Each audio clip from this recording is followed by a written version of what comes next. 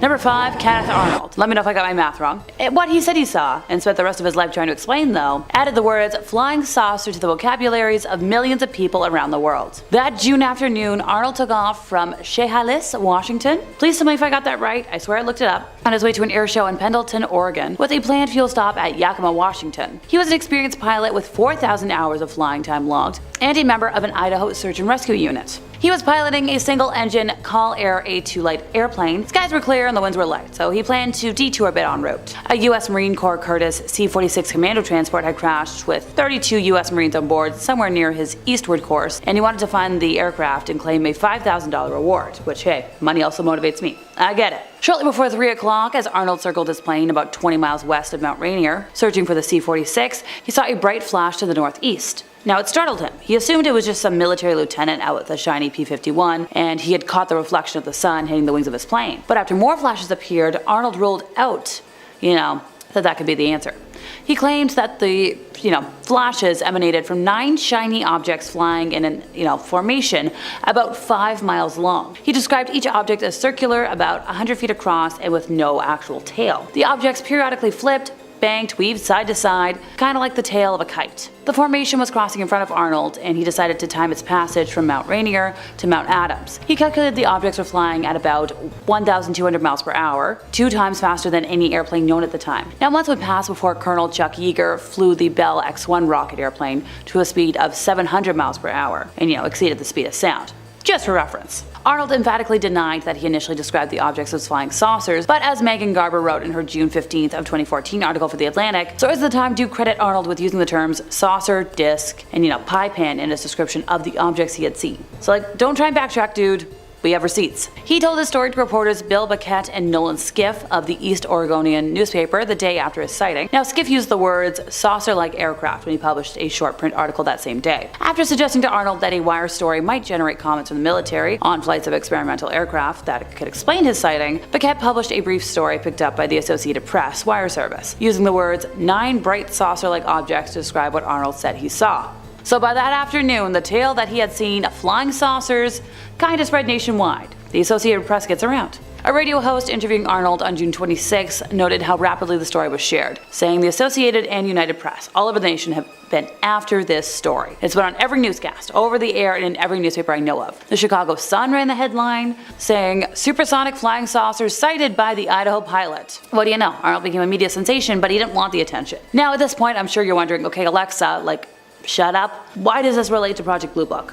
Well, this was the incident that started the entire investigative process. This is the whole reason for Project Blue Book. And to this day, we've never had a concrete answer about what he saw. Make of that what you will. Number 4, the Wright-Patterson Air Force Base. Many folks believe a UFO and its extraterrestrial crew crash landed in the New Mexico desert near Roswell on July 2nd of 1947. Many folks, including me.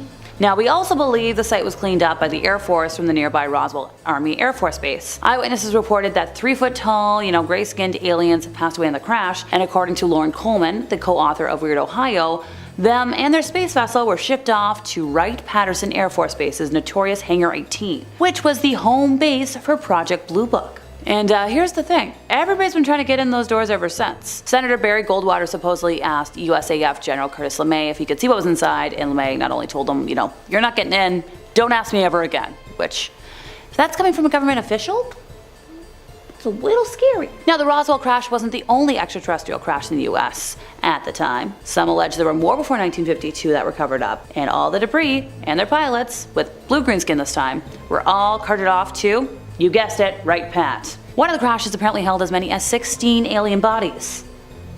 That's a lot of bodies. Now, another crash yielded a ship made of lightweight material, impenetrable by any earthly means. Now, whenever a UFO crash happens, the wreckage is sent to Wright Pat to be reverse engineered, if Area 51's too busy, because sometimes they're overflowing with crafts. Some believe technologies that we've learned from UFOs at Wright Pat include fiber optics, lasers, night vision, integrated circuits, particle beams, you name it. Now, in other news, Henry H. Arnold was the only person to ever be dubbed General of the Air Force, so as a major, I swear it's relevant, he once lived on a house near Huffman Prairie, which has since been named after him, which is where the Wright brothers worked on their planes, which is now, yes I know, the Wright Pat Air Force Base. I swear, I get to my points. It takes me a minute. So for many years, there's visitors that have reported strange noises, objects moving on their own, odd shadows, and other phenomena. Heck, that famous show, Ghost Hunters, we've all watched it. Yeah, they visited the Arnold house and found that at least 5 entities live in there. The ghost hunters heard sounds from the bathroom, folks laughing in the living room, dining room, specters turning on lights. Now if we want to talk about specifically haunted artifacts, parts from Lady Be Good, a B-24 that disappeared during a run on Italy, are said to rearrange themselves. The POW exhibit is supposed to make visitors feel an inexplicable sense of dread. Is this directly relevant to Project Blue Book? No. Is this stuff that they're not going to tell you about on the official tour? Yes.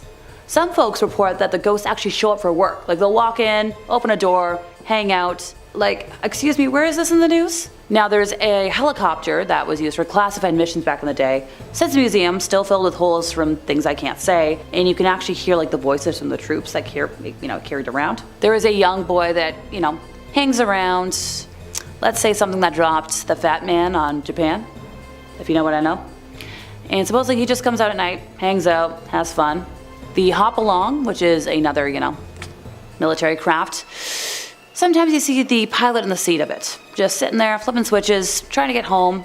Oh, and the seat is still stained with redness. Now, there are some malevolent spirits, and they're not all super duper friendly. I can't say the name of what houses the malevolent spirits, but you get some rattles, some clanks, some shadowy figures, strange lights, all sorts of ghosties. And this is where Project Blue Book is based out of? I don't know, man. I'm seeing a lot of weird stuff here.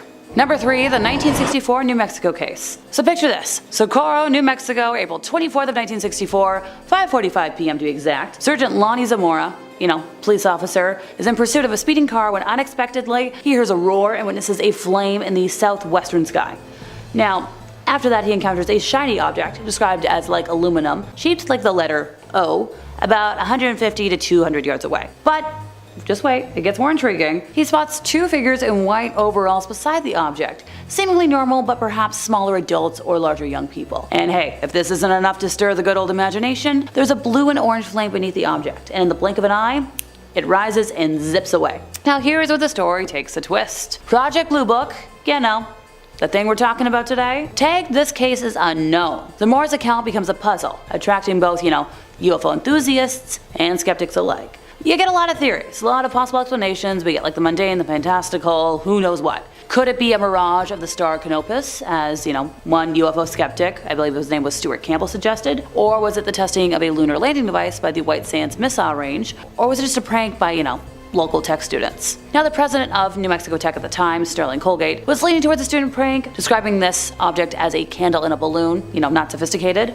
And yes, we have some more skeptics that want to give their 2 cents. Philip J. Klass, he labeled the incident a hoax, a ploy to boost tourism. Some folks even thought that, Zamora might have been a victim rather than an active participant in an alleged hoax. So fast forward to 1966, we get Paul Ridings, president of, the Chamber of Commerce, looking for a tourist attraction opportunity. So we put in some stone walkways, steps, and benches all around the supposed landing site, but still a quarter-mile away because apparently there's radioactive contamination rumors. Now Zamora didn't like the relentless attention.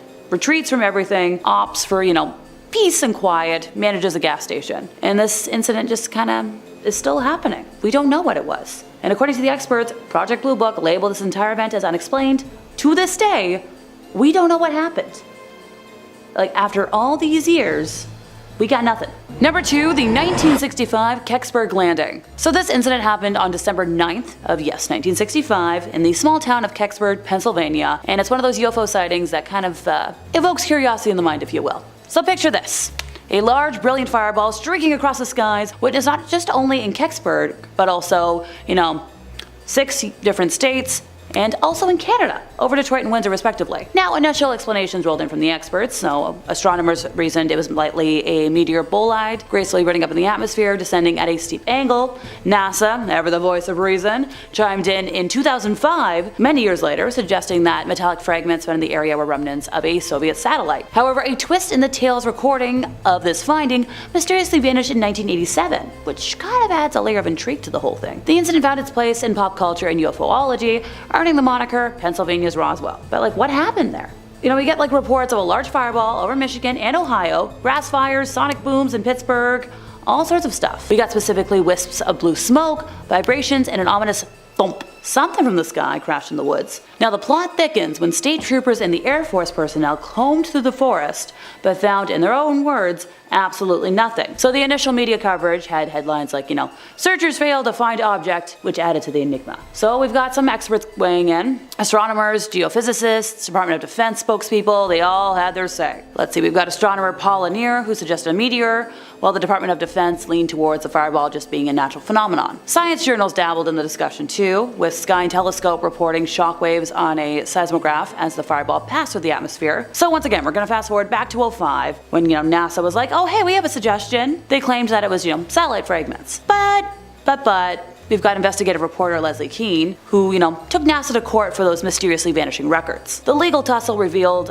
2 boxes that were just, of paper that just went missing from this incident, which once again, given the government some side-eye. Oh, but here's the kicker. We've got some recent speculations proposing that the object might have been a General Electric Mark II re-entry vehicle, which is a spy satellite launched by the Air Force. But we don't have confirmation from NASA or the Air Force. So. And oh, one more thing.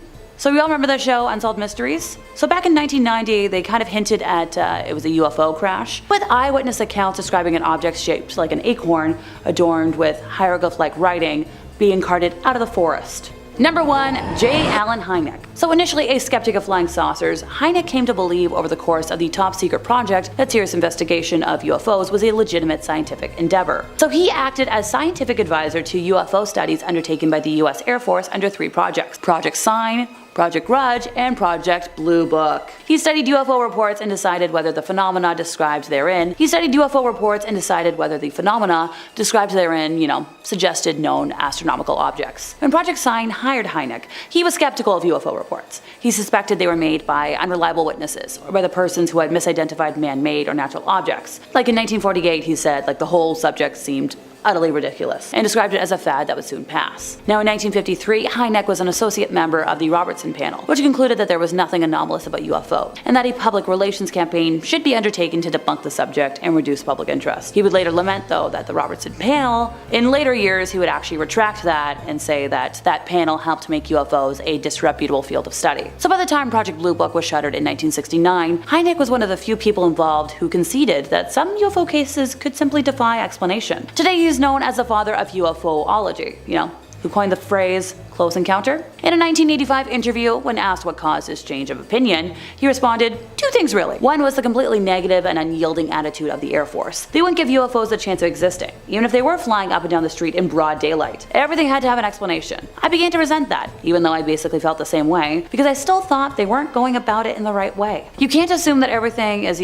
black no matter what. Secondly, the caliber of the witnesses began to trouble me. Quite a few instances were reported by military pilots, for example, and I knew them to be fairly well trained. So this is when I first began to think that, well, maybe there was something to all this. Number 5. El Cajon, California. Our first clip today comes from the beautiful Californian city of El Cajon. Let's take a look at something strange that was spotted in the sky that's got the locals talking. This clip was captured and posted to Reddit by user Exporius. Oh, Exporius, that's fun to say. Say that at home if you haven't yet. Let's take a look at the clip first. Pretty interesting stuff, huh? Definitely something that makes you want to take another glimpse. When it was posted to Reddit, Exporius sounded off in the comments and offered a little bit of context as to what was going on. Here it is. 3 black spheres appeared overhead my apartment complex in the afternoon in El Cajon, California. The objects were unlike balloons, rotating around each other and seemingly unaffected by the wind. My partner, who you can hear talking in the background about UFOs, agrees that the shapes were moving in an odd formation relative to the wind. They were also flickering in the sky, disappearing in and out of visibility, not at all like the metallic reflection of a Mylar balloon. The objects disappeared shortly after my girlfriend made me stop filming to go inside. Suddenly, the spheres whipped around about 90 degrees and vanished. Oh, his girlfriend made him stop filming to go inside. Imagine we had the perfect evidence of UFOs, but somebody had to stop filming because they had to go unload the dishwasher. Anyway, Exporius finishes off by saying, very strange, I have no idea what these are, and neither do we. This clip garnered a lot of attention in the subreddit where it was posted, getting people chatting about what it could possibly be, although with anything like this there were a fair share of skeptics. Some dismissed the sighting as being nothing more than a flock of birds moving in on a particularly strange triangular fashion, while others suspected it could have been drone. What is a bird if not a feathery drone? So what do we think, my fair viewers? Something worth writing a UAP report on, or was this something a real bird brain posted? You let me know down below, okay? And while I've got you, if you're not already subscribed to Top 5 Scary, now would be a great time to fix that mistake. We got loads of UFO clips. I mean, we're on part 7 of this series. You know we got UFO clips. Storytelling, cryptids, monsters, mythologies, terrible stories, stories too good to be real, and stories too real to be good. Stay subscribed, don't miss a scream, but keep watching this video first, okay? Moving on. Number 4, from a pilot. Our next clip was posted by the History Channel, of all places. I guess technically if a UFO did appear to us, that would be like a pretty big part of history, right? Still, it's funny to me that that's where I'm getting my UFO clips these days. This clip isn't some blurry footage shot from somebody staring right up at the sun. Instead, we have a front row seat from a B-320 pilot's cockpit as a pilot over a commercial flight in Colombia saw something truly bizarre that they couldn't explain. Why don't you take a look at this cuboid UAP that looks out of this world. Let's roll the clip. A metallic looking object that's got a bizarre shape, almost looking like somebody's rolling a giant D20 through the sky, comes hurtling into frame. When you slow it down,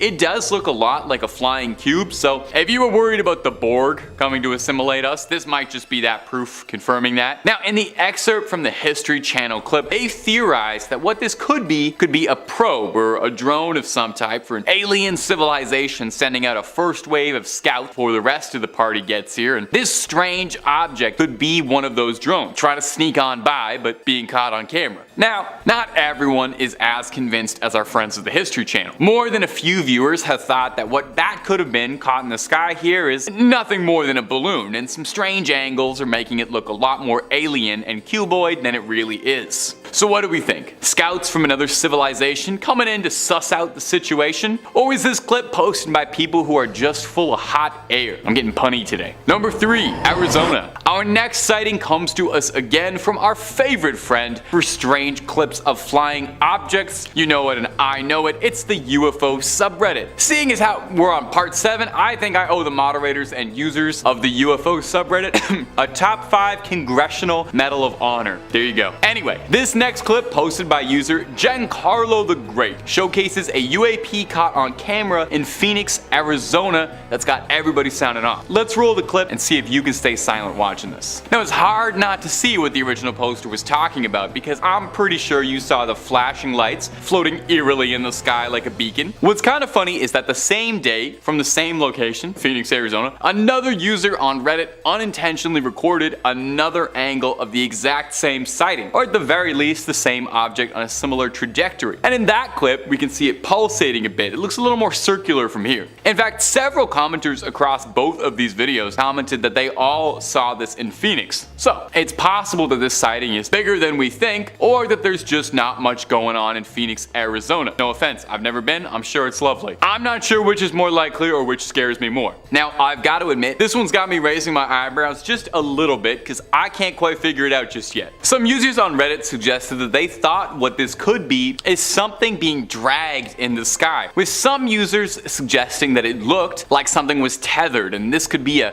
custom drone or a nighttime kite, which, side note, was not something I knew anyone did, but I've since learned is kind of a hobby. I'm now wondering how many years of UFO footage has all just been kites with like LED straps attached to the back of them, because I'm starting to suspect it was most of them. So what do we think? Aliens? Kites? Either is possible, really. Number 2, Metapod. Our next clip comes to us from Instagram with the pretty funny caption, "Metapod strikes again." You'll see what I mean in a moment. But I will say, this is basic stuff. Everybody knows Metapod can only use harden. 0 out of 10. Go back.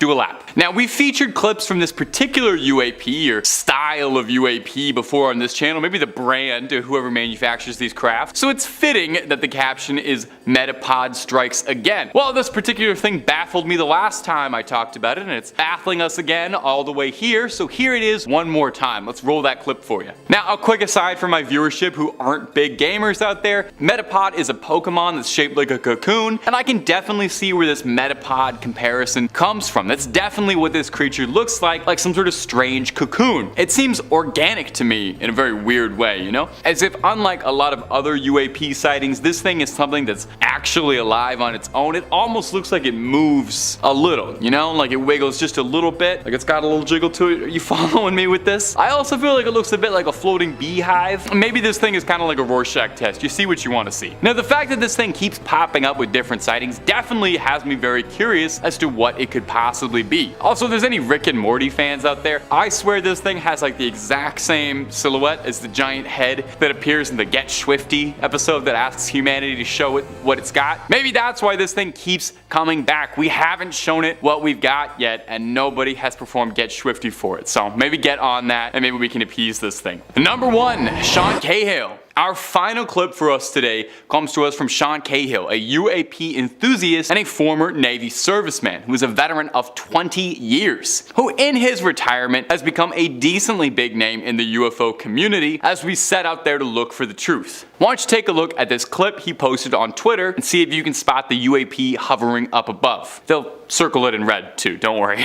Now we get a beautiful look at a mountain range, looks like a Windows XP background, and something very strange floating slowly moving across the horizon. Something flat looking like a disc, looking like a real classic flying saucer looking thing straight out of the movies. Now, at first glance, it's definitely got my attention because it's not often you get UAP clips that are this broad in daylight and this clear in view. I'm used to somebody shaking it around like they put their phone in the drying machine. Now, as always with stuff like this, I like to call attention to the more skeptical side of things because I think that gives us an air of credibility. More than a few people on Reddit suggested that this really could be something as uninteresting as just a plane moving slowly through the horizon, and looking at something like a short takeoff and landing private plane, it definitely seems like it would be very easy to make that mistake, but I personally want to believe that a 20-year Navy vet would know what a civilian plane would look like. So as always, my ghouls and goblins, I'm tossing this one over to you. My gang in the comments, what do we think? Could this be an alien presence caught on camera, or is this just a plain hoax? Plain, like plain, that's a little pun for you. That one's just for the scholars. You're gonna get that on the car ride home. Number 5, let's start off with a bang and get a good one for you right off the bat. I like to save these ones for last, but with this compilation, pretty much all of the sightings I've found for you today are winners. This clip is short and sweet, so let's play as much of it as we can. Posted to Twitter from the account UFO Twitter. From what we can make out, we see something barreling through the skies at top speeds, looking faster than just about anything any human tech could put out. It's got a bit of like a football shape to it almost, and I'll shout out my favorite comment on the video underneath, which says, looks like Uncle Rico finally threw that football over the mountain. Little Napoleon Dynamite throwback for you. Whatever it is definitely looks weird. You know, it looks to me more like it's possibly some hyper-advanced spy craft or military drone than it could be any weather balloon. Having watched it roughly 30 million times over, pausing every frame like I'm a CSI investigator and I'm pressing my nose right up against the monitor, I noticed that there's a white curved surface on the black shell of the craft, almost looking like it could be a dome for a pilot. I can't make it anything on the inside, of course, but it does give off the impression that the craft is manned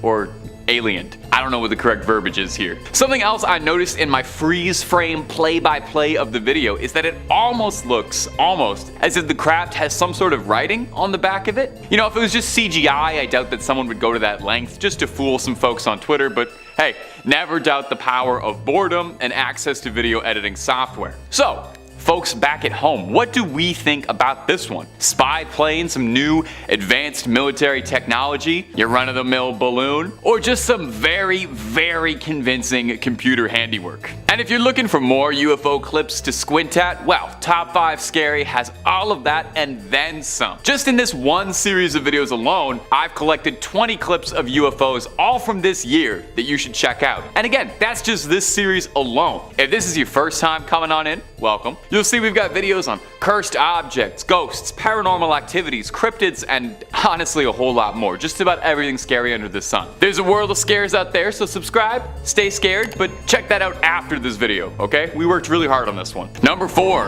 Bondi Beach. Our next video comes to us from the land down under. So you might need to flip your phone or your monitor, your tablet or whatever upside down to get a good look at the UFO. Maybe that'll help. See if that gets it there for you. Caught on Bondi Beach by TikTok user DJ Just we've got a pretty clear view of something strange flying across the beautiful blue Australian sky. Now in this clip we can see something shiny, round, and reflective making its way up there, tailed behind by a black helicopter. Looks to be kinda small, maybe the size big enough for one person or maybe 3 or 4 little green men depending on how compact they are. I want to know if that helicopter is a coincidence or if it's responding to this UAP, you know, coming in to recover it, make contact. Now commenters on the video suggested that it could very well be a weather balloon passing through, and it's definitely likely. That's what it turns out to be like 99.9% of all UFO sightings. But if it was a weather balloon, you know, surely it would have been shot down during that little welcoming party where we were shooting down weather balloons all over the globe, right?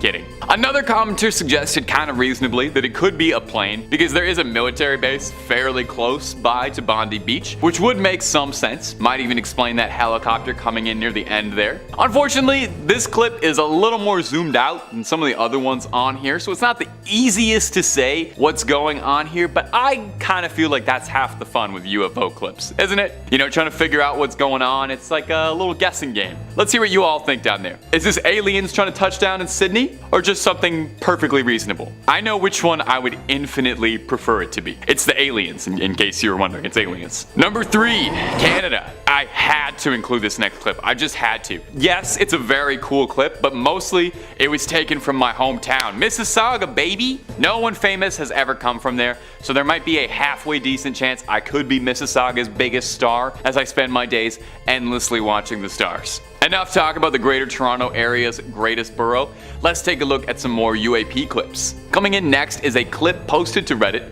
simply titled, "Weird Object Seen Flying Over Mississauga," and it is hard to disagree. Why don't you take a little look-see for me? I mean, look at it. I don't know what to tell you. I don't know what to say that just looking at it won't tell you. What on earth is going on here? What I love about this clip is that this one doesn't even remotely look like anything else I've seen in a minute. This doesn't look like a weather balloon or a flying saucer. I don't even know where you'd start describing this one, really. This one looks like it's a UFO Rorschach test, I think. You take a look at it and reveal some element of your personality. I kind of see a little spaceman, like a little Among Us guy, hovering around on a jetpack. The way it moves really gets me too. It seems erratic and alive, less like it's being controlled and more like something's fighting the controls here. Now, I always like to listen to both sides of every story when it comes to UFO sighting content, and one user in the comments here suggested that he was pretty certain that this was just a Mr. Peanut balloon being let loose, and I have to admit I kind of see it. I don't know if you want to throw up a photo of Mr. Peanut here. I just think it's absolutely hilarious if this UFO sighting is really just a sighting of a giant floating lagoon. I'll leave it to my commenters to decide. You're my best and brightest. How are we feeling on this clip? Is this something weird in the sky? Proof of travelers from beyond the stars experimenting with some new technology that we couldn't possibly understand? Bigger than any of us? Bigger than this galaxy? Or is this just a bit of advertising for a salty snack from the Planters Corporation? Either truth is horrifying. Number 2, best UFO clip. Our next video was posted to TikTok by the user UFO Tracker. Good, we need somebody tracking that. And the caption says it's the best UFO sighting caught on camera. It's definitely pretty good, I'll give him that. But I'm putting it at the number 2 spot if for nothing else to keep UFO Tracker humble. You know, I want to keep you working hard. But for what it's worth, this is definitely a great clip. Why don't you take a look for me? We can see a flying saucer type looking UFO floating around in the sky, almost looking a bit like a perfect sphere. You know, it looks like it's got a glowing light in the middle. If anyone out there is an Apex Legends fan, immediately I said it looks exactly like a cargo bot, and you should consider shooting it down for some loot.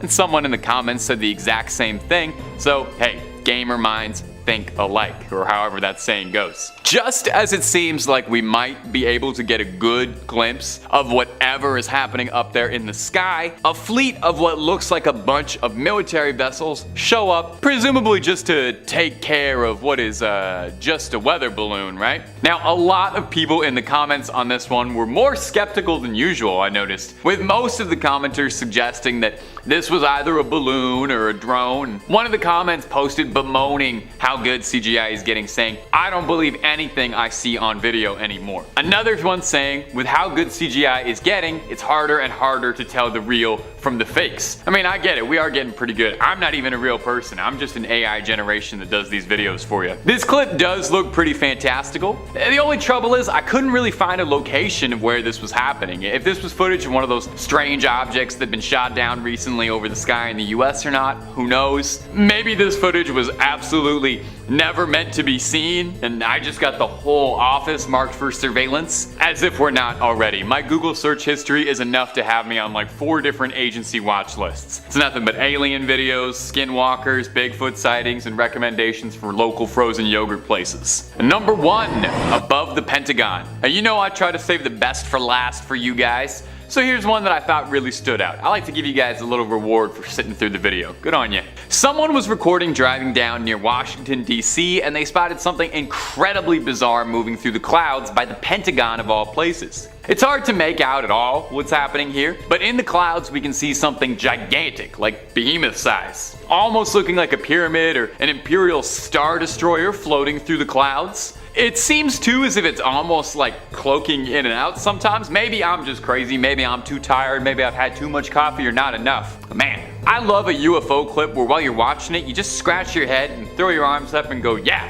I have absolutely no idea what's going on here. That could definitely be aliens. This giant cheese wedge shaped thing in the sky certainly raises some eyebrows. It's way too big to be a drone. It's way too triangular to be a balloon. So just what is it, eh? Something about it being near the Pentagon too also sets off more than a few alarms in my head. Could it be that, whatever this is trying to make contact with the people who'd be most likely to be reaching out? What's interesting too is triangular UFOs actually come up way more often than you think. I'd say more than flying saucers even. As someone who's seen maybe, 30,000 UFO clips in my lifetime, that's a rough estimate, I can tell you a lot of the really, really good ones and encounters describe these big triangular ships like this. Now, commenters on this video were fairly stumped, with most just agreeing in amazement that whatever this was that was being caught on camera was definitely head-turning. A pretty funny comment that stood out for me on this one was someone asking, if you saw this, why wouldn't you pull over? More important than whenever you were going. I kind of agree. Maybe we could have had the perfect UFO evidence footage if the driver was just willing to stop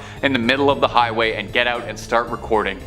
Some people are so inconsiderate. Number 5, the USS Omaha. Coming up first today on our list of unexplained UFO sightings on camera is going to be this wild footage taken off the coast of San Diego from on board the Navy ship USS Omaha. The video footage was shot on an FLIR camera, which is an incredibly expensive, fancy bit of tech. It's a thermal camera to detect heat. It's perfect for this sort of thing. And if you want one for yourself, civilians can buy these cameras. They cost $300,000. That's about 1 month's rent in Toronto. Very fair. In the footage, we can see what looks to be a sphere-like object flying over the ship before entering the water. The Omaha claimed that for days before this incident was recorded, they were seeing drone-like objects flying around their ship that the crew had no knowledge of. This footage was taken from a crew member trying to ascertain what it was that they were dealing with. Now, there is some audio on the clip, and it's illuminating. When the object goes into the water, we hear the sailors say mark, bearing, and range, meaning that the sailors on the ship were making a note of the coordinates and location where it went in, suggesting that maybe a submarine was sent in to recover or discover whatever was going on in there. Did it even submerge in the water, or does it seem a bit too like the craft outright disappears going into the water? I wish so bad we could get some more angles on this,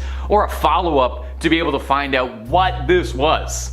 Until then, we just have this strange footage to go off of and what speculation we have at home. There's a wild conspiracy theory that I just found out recently and I love, and we'll mention it a few times in this video, about a secret UFO construction facility under the water. Maybe this drone was heading on home. Who knows? And if you're looking for way more conspiracy theories about really anything, aliens, Bigfoot, JFK, you name it, we got all of that and then some on Top 5 Scary. We really have a video on just about anything and everything you can think of that's freaky and eeky. So hit subscribe, make sure you hit that little bell so you don't miss a scream, but if you wouldn't mind, do that at the end of this video, because I got 4 more stories of UFO sightings coming up for you right now.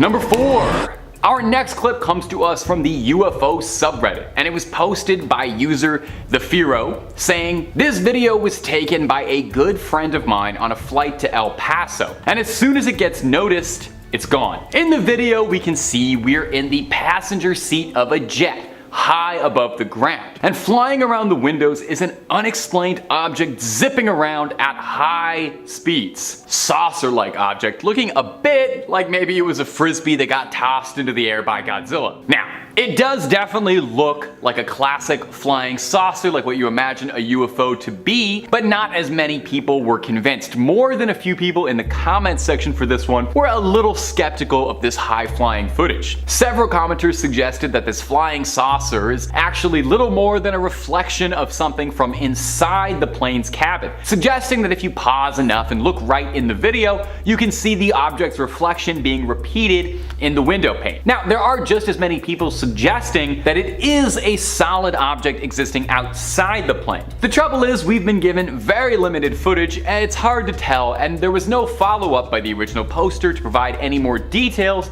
so we only have this little excerpt that we've been given. Whenever there's a scenario like this, I do like to leave it up to you, my faithful YouTube comment audience. What do you think? Is this a flying saucer soaring above the clouds or just a reflection of some light? I could honestly go either way with this one. I will say it could easily be explainable as a reflection, but I also feel like the object has a certain weight to it. I don't know, I'm directly in the middle for this one. I'm a centrist on this video. It should have been the number 3 point, but it wasn't. Anyway, jury's out. Please let me know what you think of this. Let's move on to number 3. Number 3, New Delhi. Coming up next is going to be this clip shared online with the caption, "A weird set of lights above New Delhi."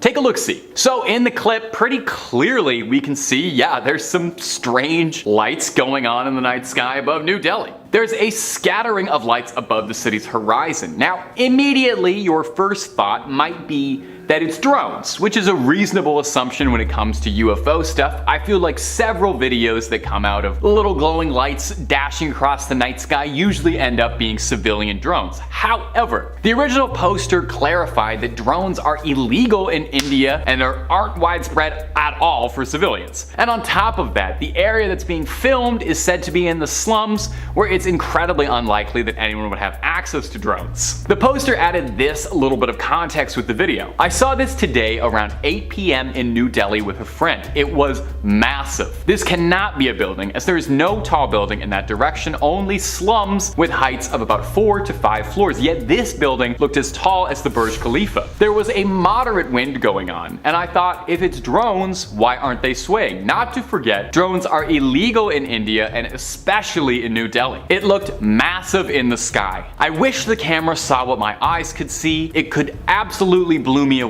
I've been to drone shows, but this looked nothing like it. Any idea what this could be? Also, I agree. I wish our cameras did just capture exactly what our eyes saw. It would make all this UFO stuff so much easier, and also I would finally get a nice picture of the moon to have on my phone. Now, some people in the comment section on this clip suggested that maybe it was a laser light show, but that's just speculation and nothing concrete. Well, one particularly good suggestion from a commenter that did make me laugh said that the original poster should have ran towards the lights to see what happens and investigate up close and personal, you know? Worst case, yeah, you get abducted, never see your friends, family, or home planet again, but you also would get the ride of a lifetime, and if you do survive to come back home, you get an amazing story to tell people. So live a little. Number 2, Garden Ridge. Our next offering for your entertainment, and I hope your amusement, is this short clip that was uploaded to YouTube pretty recently. UFO spotted over Garden Ridge, Texas. In this clip, we can see a somewhat strange flying object that looks a bit like a cocoon being propelled forward, or maybe even a beehive or something. The entity has no propulsion or trails behind it, which really doesn't explain how it's moving forward so fast. Some sort of anti-gravity manipulation technology that I don't understand. Is that too wild to speculate that an alien has that? Now, we've seen cocoon-like UFOs a few times doing these videos, actually. We saw them a bunch. I don't know if you remember, one of them turned out to be Mr. Peanut, but most of them are UFOs. I'd say after triangle UFOs or little light clusters, I probably see videos of little cocoon-like UFOs like this more than any other kind. So what are these cocoon-like UFOs that keep appearing, and why do they all look so similar? This lack of propulsion too is really puzzling me. Now, the original poster returned after the fact to add a little bit of clarity in the comments. He said the object was moving with the wind, not against it, so maybe it's possible it's something like a weather balloon that has been swept up in an air current. That's usually what most of these clips turn out to be. I would love to see a statistic on how many UFO sightings are actually weather balloons, because I suspect it's probably like 99%. Another commenter suggested that this could be an object heading towards Randolph Air Force Base, speculating that the UAP seen in this video could be a manned jetpack or a very tiny stealth craft of some kind, which would be pretty cool, or even some sort of new drone technology the US military is developing. Now, among other things though, the original uploader did admit and suggest that this really could just be a balloon, suggested that he thought it might be attached to a floral arrangement that somebody let go of. Hey, maybe an alien was picking up a last-minute Valentine's Day gift, or hey, maybe an alien had to apologize to someone, you know? Maybe a probing went wrong and a little flowers was the only thing that could smooth it over. I wonder if they'll keep that in the video.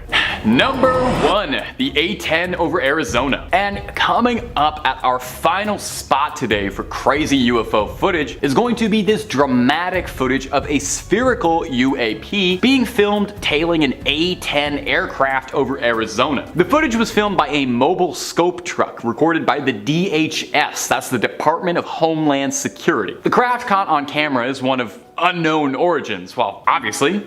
That's why it's a UFO. The U doesn't stand for usual, it's unidentified. Now, there's really not a lot to go on from this clip, as the original uploader didn't provide a ton of insight or backstory beyond the short clip, so we're left with mostly speculation. Similar to the previous clip, I have to wonder maybe if this is a drone of some kind due to its size in comparison to the rest of the craft, which dwarfs it. Could this be an unmanned craft? Is someone piloting it from a remote location far away? Now, earlier in the video, I quickly shouted out a conspiracy which I recently discovered, and I hope we can do like a full video on it because it was fascinating, saying that a majority of the crafts that we see in UFO videos are scout crafts that come from a construction facility hidden somewhere deep beneath the ocean from a civilization that predates ours. This advanced technological facility is manned by an artificial intelligence that keeps it running autonomously and produces these small crafts naturally to scout out the planet and, well, I don't know yet what they're doing, but something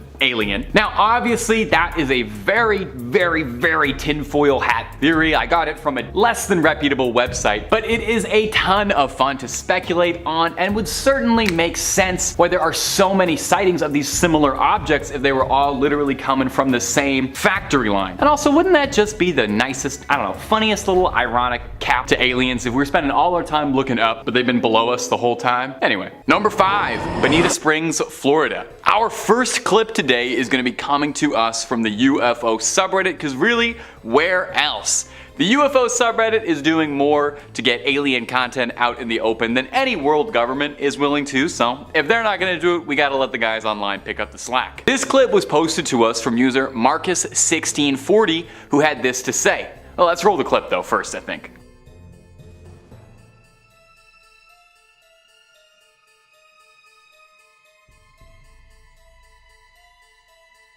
I was working in my garage, which is about 100 feet west of this camera location, doing the things you do to keep the wife happy. The sky's clear, and out the corner of my eyes, I see this bright ball getting bigger and bigger. It was really bright and then faded away fast. It wasn't a meteor, and I checked planes live, nothing was close. I'm in Florida, so this stuff is pretty common, but this was weird, and no noise. Now, in the clip, it can be a bit hard to see, so I'll guide you through this, definitely as well, because it isn't black and white, which does take away some of it. But we see a bright light up in the sky that comes into frame, hovers around a little bit, it kind of seems like it's scoping out the situation, and then flies out of frame after, I guess, it decides there's nothing happening. Now, OP said that the ball of light when he saw it come into frame was this shining, radiant orange, impressively bright in the night sky. Obviously, that doesn't translate super well, so we have to use our imagination just a little bit, you know, close your eyes and imagine it's bright and orange. Wow, what a lovely shade you used. Now, some speculation in the comment section of Reddit had people wondering if possibly this could be something like space debris burning up on re-entry, or a satellite reflecting the sunlight down to Earth for but a second. Pretty difficult to tell from here, but that's the way it goes with the paranormal sometimes. Nothing can ever be so easy, and would we really want it to be? I think we should have to fight for it just a little bit. Fight to get the truth out there. And as usual, my friends, if you're looking for more UFO sightings and content, I have a pretty good idea of where you can find more of it. We've got 8 parts worth of UFO sightings from 2023 alone. If you haven't clicked on through yet, you gotta catch up. And if UFO videos aren't your jam and you clicked on this out of accident, we've got loads more scary content for you, ranging from the macabre and mysterious to the outright horrific and hard to believe. Click on through and find something to scream at, and subscribe and help us out. Mean a lot from Old Tay. Number 4, the Netherlands. Our next sighting is going to come to us from the Netherlands. Seems even aliens can't resist hitting up Amsterdam. Let's roll the clip first to get your eyes on it, and then we're going to take a quick listen to the description posted by its witness, who's remained anonymous. Just before 6 p.m. in front of the cinema in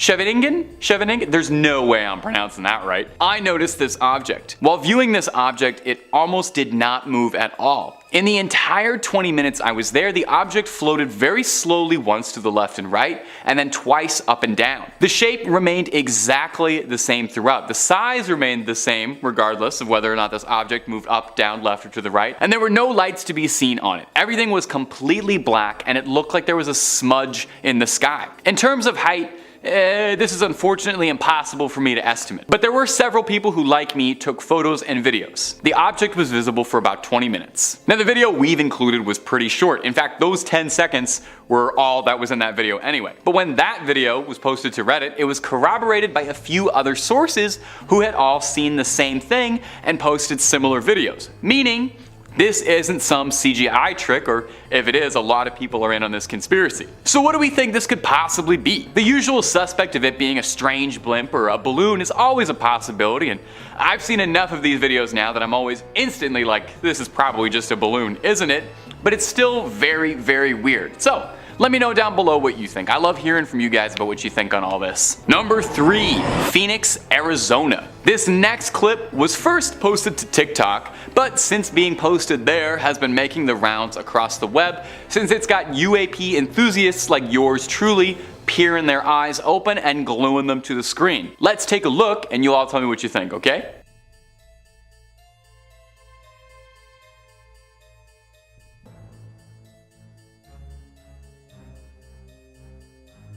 Now, whatever is going on in there is definitely odd. That much I can say with absolute certainty. There's something up there in the clouds that's floating above, almost menacingly, maybe that's just me, and it's flashing a light brightly, and I swear it almost looks like it's turning invisible over and over again. The thing seems to be slowly moving across the sky in a way that makes it look like it's scanning the surroundings. Naturally, commenters went a bit wild with this clip, speculating like I am now. Some suggested that this could be something like hyper advanced military technology being tested out in the field, which would definitely be exciting, and honestly, more probable than not, I feel like there's a lot the government don't tell you about what they're working on. The CIA themselves even said that they think most alien sightings in the 50s and 60s were just reports of the U-2 spy craft. Others suggested that this could be something as dull as a civilian drone being flown around in the sky with a lighting rig attached for no other purpose than to drum up attention and get some TikTok views. But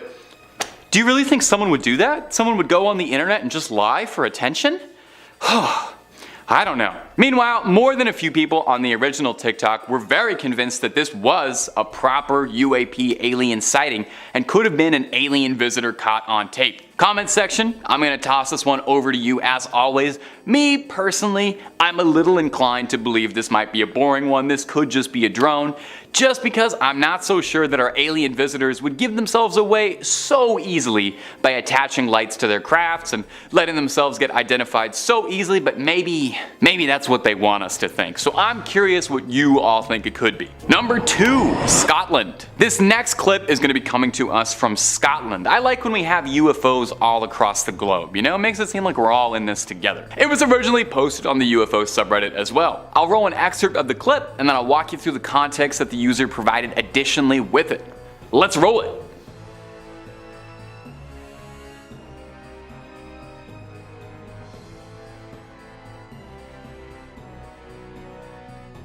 Okay, pretty cool stuff, right? So the user posted, there are 2 objects in the sky moving at a steady speed. They were not massive, I reckon about the size of a Jeep, maybe twice that size at most.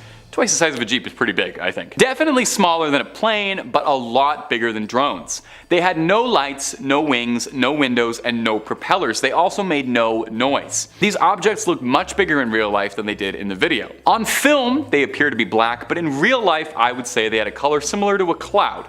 Not quite white, but not quite gray either. They looked to be spheroid or tic-tac shaped, and they looked solid and metallic. They seemed like they had smoke coming out of them sometimes, but it was hard to know if that was just them moving through the clouds, causing an effect that looked like smoke. In terms of height, they were flying about twice the height of a typical city building, definitely lower than a plane would have. Also, may I just say, as someone who watches a lot of UFO clips, to be able to find one that is clear as day, filmed on a high quality camera, recorded for a good amount of time, and also had a lot of context provided, put this thing in a museum. That is 1 in a billion. I don't even care if these things aren't aliens. Those 3 qualities are more exciting than aliens to me. Now, when this clip was posted to Reddit, there were a few people speculating that these could be balloons, despite the original poster pointing out that they thought the things were emanating smoke, so it's, no pun intended, a bit up in the air what these things might be. We get reports of cuboid or tic-tac like UFOs a lot in this video series,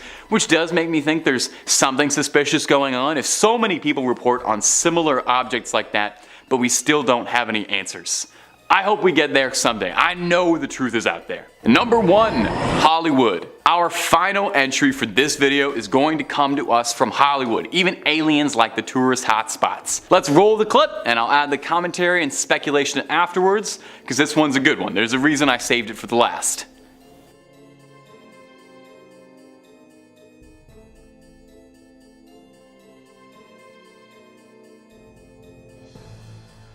Now, the original poster and uploader stated, "We noticed this huge object in the sky just sitting there by the Hard Rock Casino in Hollywood, Florida." Whoa, whoa, whoa, whoa, stop the track, stop the video.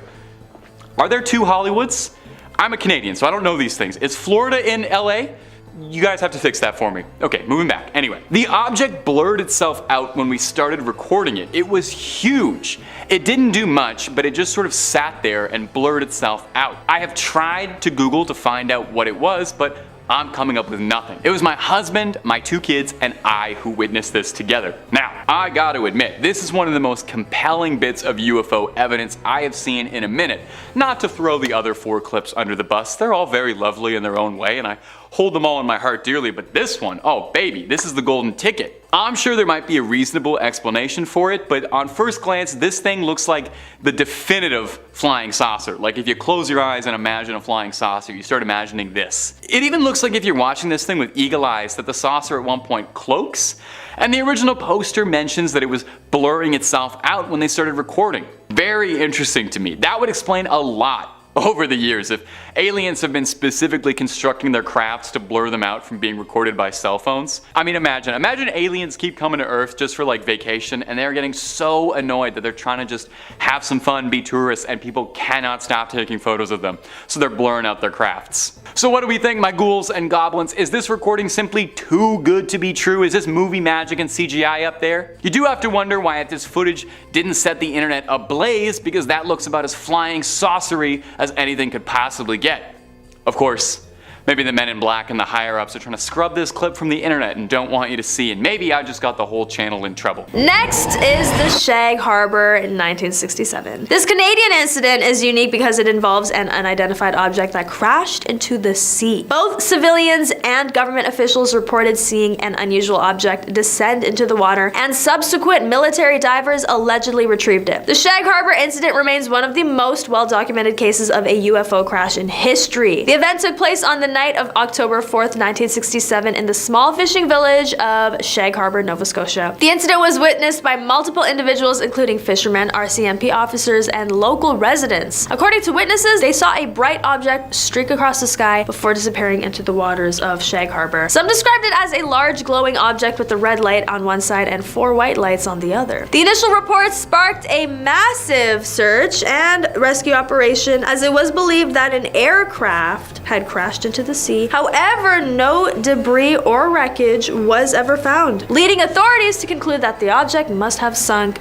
deep into the water. Despite extensive investigations by Canadian military forces and UFO researchers, the Shag Harbor incident remains an unsolved mystery. The lack of physical evidence and eyewitness testimonies make it difficult to determine the true nature of the object that crashed into the sea. Some theories suggest that it could have been a piece of Soviet or American military equipment, while others speculate that it was an extraterrestrial spacecraft. However, there is no concrete evidence to support these claims. Over the years, the Shag Harbor incident has gained international attention and has been featured in numerous documentaries, books, and TV shows. It remains a popular topic among UFO enthusiasts and continues to spark debates and discussions about the existence of extraterrestrial life. Berwin Mountains, 1974. In Wales, a large explosion was heard and a mysterious object was seen hurtling towards the Berwin Mountains. The British government denied any UFO involvement, but many believe that the CIA was involved in the recovery operation. The incident at the mountains in 1974 is shrouded in mystery and controversy. Some theories suggest that the explosion and sighting of a mysterious object could have been caused by a crashed military aircraft, while others claim it was a deliberate cover-up by the government. The Berwin Mountains incident sparked the interest of UFO enthusiasts and conspiracy theorists who continue to investigate and debate the events that took place. The lack of concrete evidence and conflicting reports only add fuel to the speculation surrounding this mysterious event. Despite the passage of time, the Berwin Mountains incident remains a popular topic among those interested in paranormal phenomena. The area has even become a hotspot for UFO sightings, with some claiming that there is a connection between the 1974 incident and the frequent sightings in recent areas. Whether or not the truth behind the Berwin Mountains incident will ever be fully revealed remains to be seen, but one thing is certain: it has captured the imagination of many and continues to intrigue and fascinate to this day. The Berwin Mountains incident serves as a reminder that there is still so much unknown and unexplained in the world, leaving room for endless speculation and theories. As technology advances and our understanding of the universe deepens, perhaps one day we finally will have definitive answers about what truly happened on that fateful night in 1974. Who knows what other secrets may be hidden in the depths of this mysterious mountain range? Only time will tell. So let's keep our minds open and continue to explore, question, and wonder about the unknown mysteries that surround us. The Berwin Mountains incident is a reminder that the truth is often stranger than fiction and that there may be more to this world than what meets the eye. It serves as a testament to our never-ending quest for answers and understanding, and a reminder of the endless possibilities that await us in this vast universe. The city of Virginia, located in the state of Minas Gerais, became known worldwide for a series of alleged extraterrestrial incidents that occurred in 1996. The story goes that on January 20th, 3 young girls claimed to have seen an alien creature with large red eyes and strange markings on its skin. It is said that the being was captured by the military and taken to a local hospital, where it later passed away. It is believed that this event was not an isolated incident. Residents of Virginia reported seeing strange lights in the sky and hearing loud noises on the same day. Some even claimed to have seen more than one creature roaming the city. The story gained so much attention that it caught the interest of all the media and ufologists who traveled to Virginia to investigate. The Brazilian government initially denied any involvement in the incident, but many conspiracy theories emerged. Some believe that the US government was responsible for covering up the truth and that they secretly retrieved evidence of extraterrestrial life from Virginia. Others claim that the creatures were actually escaped laboratory animals from a nearby military base. Despite the lack of concrete evidence, the alleged events in Virginia continue to captivate people's imaginations and fuel debates about the existence of extraterrestrial life. The case has been featured in numerous documentaries and is still a popular topic among UFO enthusiasts. The city of Virginia even hosts an annual UFO festival, drawing in tourists from all over the world. Whether one believes in the Virginia incident or not, it is clear that the story has left a lasting impact on the city and its residents. It serves as a reminder of our fascination with the unknown. Who knows what other mysteries may be waiting to be uncovered in cities around the world? Until then, Virginia remains a fascinating and mysterious place, shrouded in questions and speculation. In 4th place, we have an anonymous report from 2013 from Athens, Texas.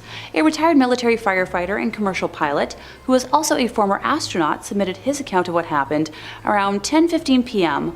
on the evening of July 5, 2013, to the National UFO Reporting Center, also known as NUFORC. He reported that he and his family were sitting outside, and when he looked up into the sky, he observed a fairly large orange glowing orb moving rapidly overhead at around 90 degrees of elevation. A minute or two later, his whole family spotted a group of 3 similar objects along the same flight path as the first one. The objects allegedly gave off no sound and seemed to glow from atmospheric heating. He and his family attempted to record the objects using their iPhones, although the grainy dark video was of no evidential use. A direct quote from him reads, "They moved much faster than orbital satellites, like the International Space Station, or airplanes, but much slower than meteors, and did not change brightness as a meteor would upon entering the atmosphere." So, if a former astronaut and pilot has no explanation for what he witnessed, what the heck was it? In the middle of our list today, we're discussing a San Antonio spotting of 7 donuts in the sky. On May 19th of 1952, an air crew flying an RB-36 reconnaissance aircraft reported spotting a series of, you guessed it, several donut shapes appearing in the sky, and were able to take photographs to accompany their incident report, which can be found in National Archives. The crew of 22 reported flying just north of Sonora when they originally spotted the phenomenon, stating that the plane was headed on a 301-degree heading at 18,000 feet, with relatively calm winds for that altitude. At 8:05 p.m., the objects appeared just to the left of the bomber's nose, at a range estimated by the crew to be around 80 to 120 kilometers ahead. The objects were stacked vertically from approximately 25,000 feet to 60,000 feet. And even with all the photographs and drawings, there is still no definite answer as to what was spotted. In second place, we have the Washington Flap. At 11:40 p.m. on Saturday, July 19th of 1952, Edward Nugent, an air traffic controller at the Ronald Reagan Washington National Airport, try saying that 5 times fast, spotted 7 objects on his radar. The objects were around 24 kilometers south-southwest of the city, not following any established flight paths, and no known aircrafts were in that area. Edward's superior, Harry Barnes, a senior air traffic controller at that airport, watched the objects on the radarscope, later writing that they knew immediately that a very strange situation existed. Their movements were completely radical compared to those of any ordinary aircraft they knew of. Harry had 2 controllers check Edward's radar, and they found it was working pretty normally. He then called the National Airport's radar-equipped control tower, and the controllers there said that they had unidentified blips on their radar screen, and that a hovering bright light in the sky was moving at speeds they couldn't understand. Now at this point, other objects appeared in all sectors of the radar scope, and when they moved over the White House and the United States Capitol, Harry then called the Andrews Air Force Base, which was located around 10 miles away. Although they reported that they had no unusual objects on their radar, an airman soon called the base's control tower to report the sighting of a strange object. Airman William Brady, who was in the tower, saw an object that appeared to be an orange ball of fire, trailing a tail, saying it was unlike anything he had ever seen before. Now, where have I said that? Oh yeah.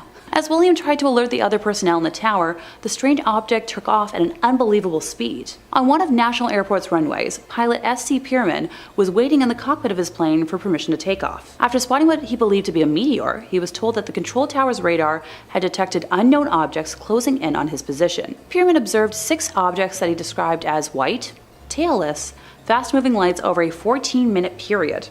He was in radio contact with Harry during his sighting, and Harry later reported that each sighting coincided with a pip that could be seen near his plane. When he reported that the light streaked off at a high speed, it disappeared on their scope. Now meanwhile, back at the Andrews Air Force Base, Staff Sergeant Charles Davenport observed an orange-red light to the south, where the light would appear to stand still, then make an abrupt change in direction and altitude, with the phenomena happening over several times. At one point, both radar centers at National Airport and the radar at Andrews Air Force Base were tracking an object hovering over a radio beacon. The object vanished in all 3 radar centers at the same time. At 3 a.m., shortly before 2 United States Air Force F-94 Starfire jet fighters, I'm really getting to know my airplanes today, from Newcastle Air Force Base in Delaware arrived over Washington. All of the objects vanished from the radar at National Airport. However, when the jets ran low on fuel and left, the objects returned, which convinced Harry that the UFOs were monitoring radio traffic and behaving accordingly. Now, the objects were last detected by radar at 5:30 a.m. The government later tried dismissing the events of that day on a temperature blip, but those who were present have been adamant otherwise. Number 5. Something falling over Montana. It seems a week's worth of sightings of strange crafts flying over the US and Canada just wasn't enough to fill anyone's appetite for UFO content. There's always something strange afoot or something strange falling from the sky. Just this week over Billings, Montana, residents have been concerned after something mysterious fell from the sky. Footage captured recently shows trails of orange smoke, thick, falling from the sky. Residents have been left in the dark without much official answer as to what had happened, and if this object was connected to these other objects that have been shot down at all. Luckily, through the internet, we're able to take a look at Billings residents' thoughts and concerns through it. On a Reddit thread dedicated to the sighting, multiple users recorded some strange going-ons around the city. Multiple posters reported that there was an increased military presence, with loads of reports of seeing military aircraft flying around overhead for days prior and after. Residents of Billings on a Facebook group asking questions about it noted an increase of unmarked black SUVs around the area as well. Could this be a little cover-up? Do we have a development of a modern-day Roswell on our hands? It's definitely a bit odd amidst all that's currently going on with strange UFO sightings. We haven't really heard so much as a word about this on mainstream news stations, or maybe they think we've all just had enough of UFO coverage. Well, not us, not Top 5 Scary. Personally, I'll be watching this with great interest. So I'll pass this one on to you guys though. What do we think exactly is going on here? Any Montana natives who might be able to help us out just a little bit? Because it strikes me as extremely odd. What do we think here? Alien craft? Recovered drone? Military testing? Glitch in the Matrix? Mothman? All of these are seeming equally likely right now. And if you just cannot get enough UFO footage, hey, don't worry, neither can we. We've got videos on UFOs, aliens, NASA conspiracies and cover-ups, and tons of true stories absolutely out of this world. Not your scene? No problem. We got loads on the channel and something scary for the whole family. So take a look, subscribe, and stay scared. But stay watching this video because I got more UFOs for you. Number 4, floating beehive. Now our next clip's origins is a little bit disputed, and it's a bit of a mystery as to when and where exactly it was sighted. But what most people can agree on is just how bizarre this footage is. So why don't you take a look with me. This object has been alleged to have been spotted over Denver, but it's also been alleged to have been seen over Spain. Entirely possible it's been over both. This footage has been stabilized and cleaned up as much as possible to try and provide a clear look at whatever is floating around up there, and well, I have no idea whatsoever. It kind of looks like a floating beehive that almost seems like it's got a combustion inside of it. It looks like something is erupting in a flame. And maybe it's just me and my own tired eyes, but it almost looks like whatever this thing is twisting shape and contorting midair in a way that almost makes it seem organic. Now, what I like about this clip is how different whatever this thing is looks like compared to most UFO, UAP footage I've seen out there. More than a few commenters pointed out that they think it looks like a stone face, with a bunch referencing that one episode of Rick and Morty with all the giant alien heads that come to Earth and they do the Get Swifty song. It's a good one. It's a good one, to be fair. Definitely a fair comparison. Unfortunately, even with stabilization and enhancement and cleaning up the video, it's still extremely difficult to ascertain just what exactly it is we're dealing with here. Doesn't seem human in origin, and it definitely seems like it's something that could have been out of this world. So, if anyone's got any insight onto this thing, please point us towards it. Number 3, the floating cigar. I got another bit of stabilized footage of something strange in the air from Reddit for you. Check out our next clip. And may I say a big thank you to the folks out there who are stabilizing their UFO footage. That is leaps and bounds ahead of what we've been doing with UFO stuff for years. No wonder we're making such strides in recent years. This clip was posted to Reddit from a user whose account has now been deleted.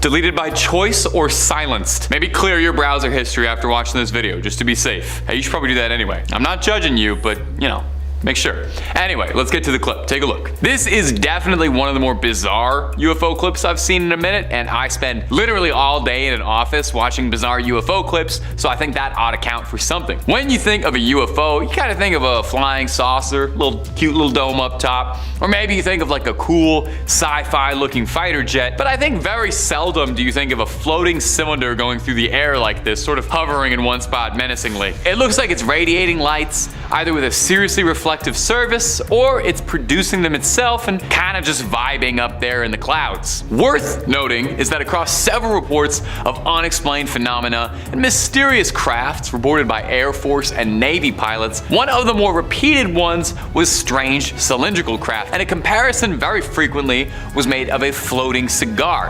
And whatever this is certainly does look like a floating cigar, enough to give me a bit of pause, but I also read hundreds upon hundreds of alien stories and watch UFO videos all day, so I'm more of a tinfoil hat conspiracist than the average duck. You know what this kind of reminds me of though? Is that little gadget in Men in Black that they use to erase everybody's mind when they see something they're not supposed to. Looks a ton like that to me. Maybe that was the point of this thing. A mass amnesiac designed to quickly flash over the population and erase any recent memories of UFO and UAP spottings. That, or it's just like a weird weather balloon. That's what it ends up being like 99.9% of the time. Number 2, floating triangle. Now our next clip is another one shared to Reddit, and hey, while I'm here, shout out to the UFO subreddit for making finding clips of alien crafts just so much easier than it was a few years ago. You gotta love the information age. Now, keep your eyes peeled for this next one coming up because it is a serious doozy. I had to do a little bit of digging for this clip, put on my newsman fedora, try and get down to business, but from what I could turn up, this footage was captured somewhere soaring over Guatemala City. In the video, we can see what is a pretty clear triangle shape flying through the air with blinding bright lights casting down onto the surface. This clip to me has that feel of UFO footage, you know, the vibe. It looks a bit like something that could have come out of a movie, which does almost make me feel like maybe it's too good to be true. Of course, there's also the possibility that whatever I'm looking at right now is just a very advanced spy plane seen from down below and giving off a very unique silhouette. Like the cigar clip before it, black triangle UFOs are one of the more commonly reported descriptions of UFOs. In fact, even on the comments of this clip are several commenters stating that they've all seen similar things. Now, obviously, take that with a grain of salt, of course, because they're YouTube comments. No offense to my beloved YouTube commenters, you know I love you. But it does help paint the picture that whatever is happening has happened more than once. Now, my theory for this clip is I think this most likely is something military and advanced, and if I wanted to kind of get out there with my theorizing, which I do, it could potentially be something reverse engineered from recovered technology. Luis Elizondo, who I mention in these videos all the time, is a former US intelligence agent and a notable figure in the world of UFO discussions. And he's claimed multiple times that he knows that the US has reverse engineered craft from recovered UFO parts, and has insisted a few times that the craft in particular he is referring to is triangular in nature. Could this be what he's alluding to? Completely possible.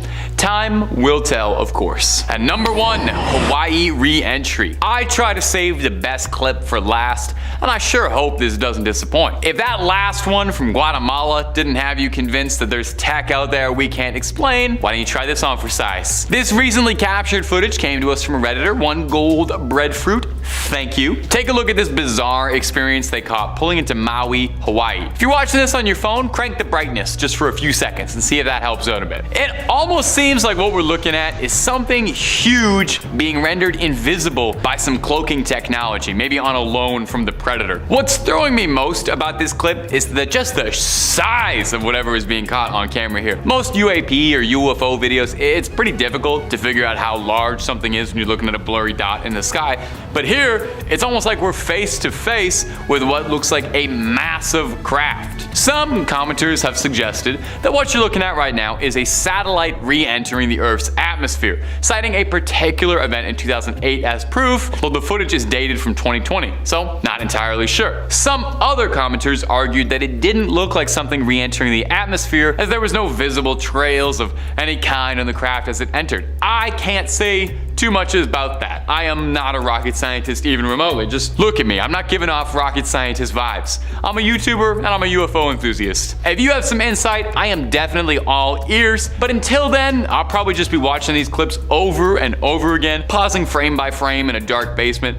Japan sighting. Our first sighting comes to us from Japan, where a man looked out his window one day in time to see an amazing sight, only for it to disappear before he could get his family to look at it. The following is his story as he related it. My name is Tatsumi Tanaka. I am 42 years old and the owner of a beauty parlor in Inaka City, Gunma Prefecture. Last Sunday, I saw a UFO, and it was the first time such a shocking matter happened to me. I never believed that I would have such an experience, but surprisingly, it happened to me. I was on the second floor of my house and casually looking out the east window when I caught sight of a white object, rather big, the shape impossible to describe, rising softly and perpendicularly from the surface of the ground. We see Mount Akagi in the northeast direction, and it was in this direction that the UFO rose, but I could not tell how far away it was. It was about 10 o'clock in the morning. I wondered what it was. I thought at first sight it must be an airship or a balloon. I strained my eyes to see better, but could not understand what it was. After rising straight up, it stayed for a while at a constant height and seemed to become blurred outside. It then turned into the oval shape that is familiar to us from TV or magazines. It was the same object, but not the same shape as before, but the outline was not clear. Soon after, it moved to the right at fast speed. It looked like a low-altitude flight, but it all happened so quickly, and then it just disappeared into the cloudless blue sky. I was so shocked, I fell out of my mind. This thing was so huge, but it disappeared just in a moment. I tried to explain what I saw to my wife and child who were right beside me, but I couldn't. I just pointed and could only shout out in surprise. My wife was very annoyed and said that everyone cannot see UFOs, only some people do and some don't. By then it had disappeared. I was so excited that I went outside with my daughter and searched the sky. But it was too late. I still can't believe I have had such an experience. I will never forget that movement and that speed. Something beyond common sense. It means to me that things exist that we don't understand. Number 3, Papua New Guinea. Our story from Papua New Guinea involves a young man whose entire community was brought to a chilled hush when a strange craft came to town for a closer look at humanity. As he put it, "My name is Alex James. I live in Pilla Pilla Community, New Guinea. About 7 p.m. last Tuesday, I went with 4 friends to Pilla Pilla Community School for rugby practice. We were going back to our village after dark when we saw some bright lights approaching. There were a lot of people about, some coming back from bathing and others sitting around eating their dinners. When they saw the light, they all ran inside and locked their doors, except for a few of us who just stood and stared. As the UFO approached us, we heard no sound. The street lights all dimmed just like a torch when the batteries are failing. It hovered over the coconut palms and looked huge. It was oblong in shape. It passed slowly overhead. My friends and I were almost frozen as we watched it. We felt as though we could not move or speak, because we were so shocked by the sight. The bottom of the UFO was oblong shaped, with very bright lights all around the edges. At the top was a pyramid-like shape, with lights around it also. Just bright white. No colors. It was huge and took over 30 minutes to pass by. We checked the time. When it was hovering over us, it seemed to be as bright as day. The whole place was lit up like bright daylight. That's how bright its lights were. Then the object just disappeared in the direction of the mountains near Vuvu. Number 2, Zimbabwe sighting. Our next tale comes to us from a journalist named Cynthia Hind, who interviewed a teenager named Lloyd, who witnessed not only a strange craft, but alien life forms when he was awoken late one night. The following is quoted directly from her report. At between 1 and 1:30, he woke up, and because he knew it would be quiet at that hour, he decided to do some studying for his exams. Whilst thus engaged, he heard a clicking sound. It continued for some minutes, so Lloyd decided to check what it could be. He opened the front door and looked outside. He could hear the sound coming from up the road, and when he glanced in that direction, he witnessed something very strange. He quickly went outside and hid behind a hedge to get a better view. He was able to observe a small figure about 1 meter high, with a head like a rugby ball, dressed in white overalls. On its back, the creature had a small satchel, attached to which was an aerial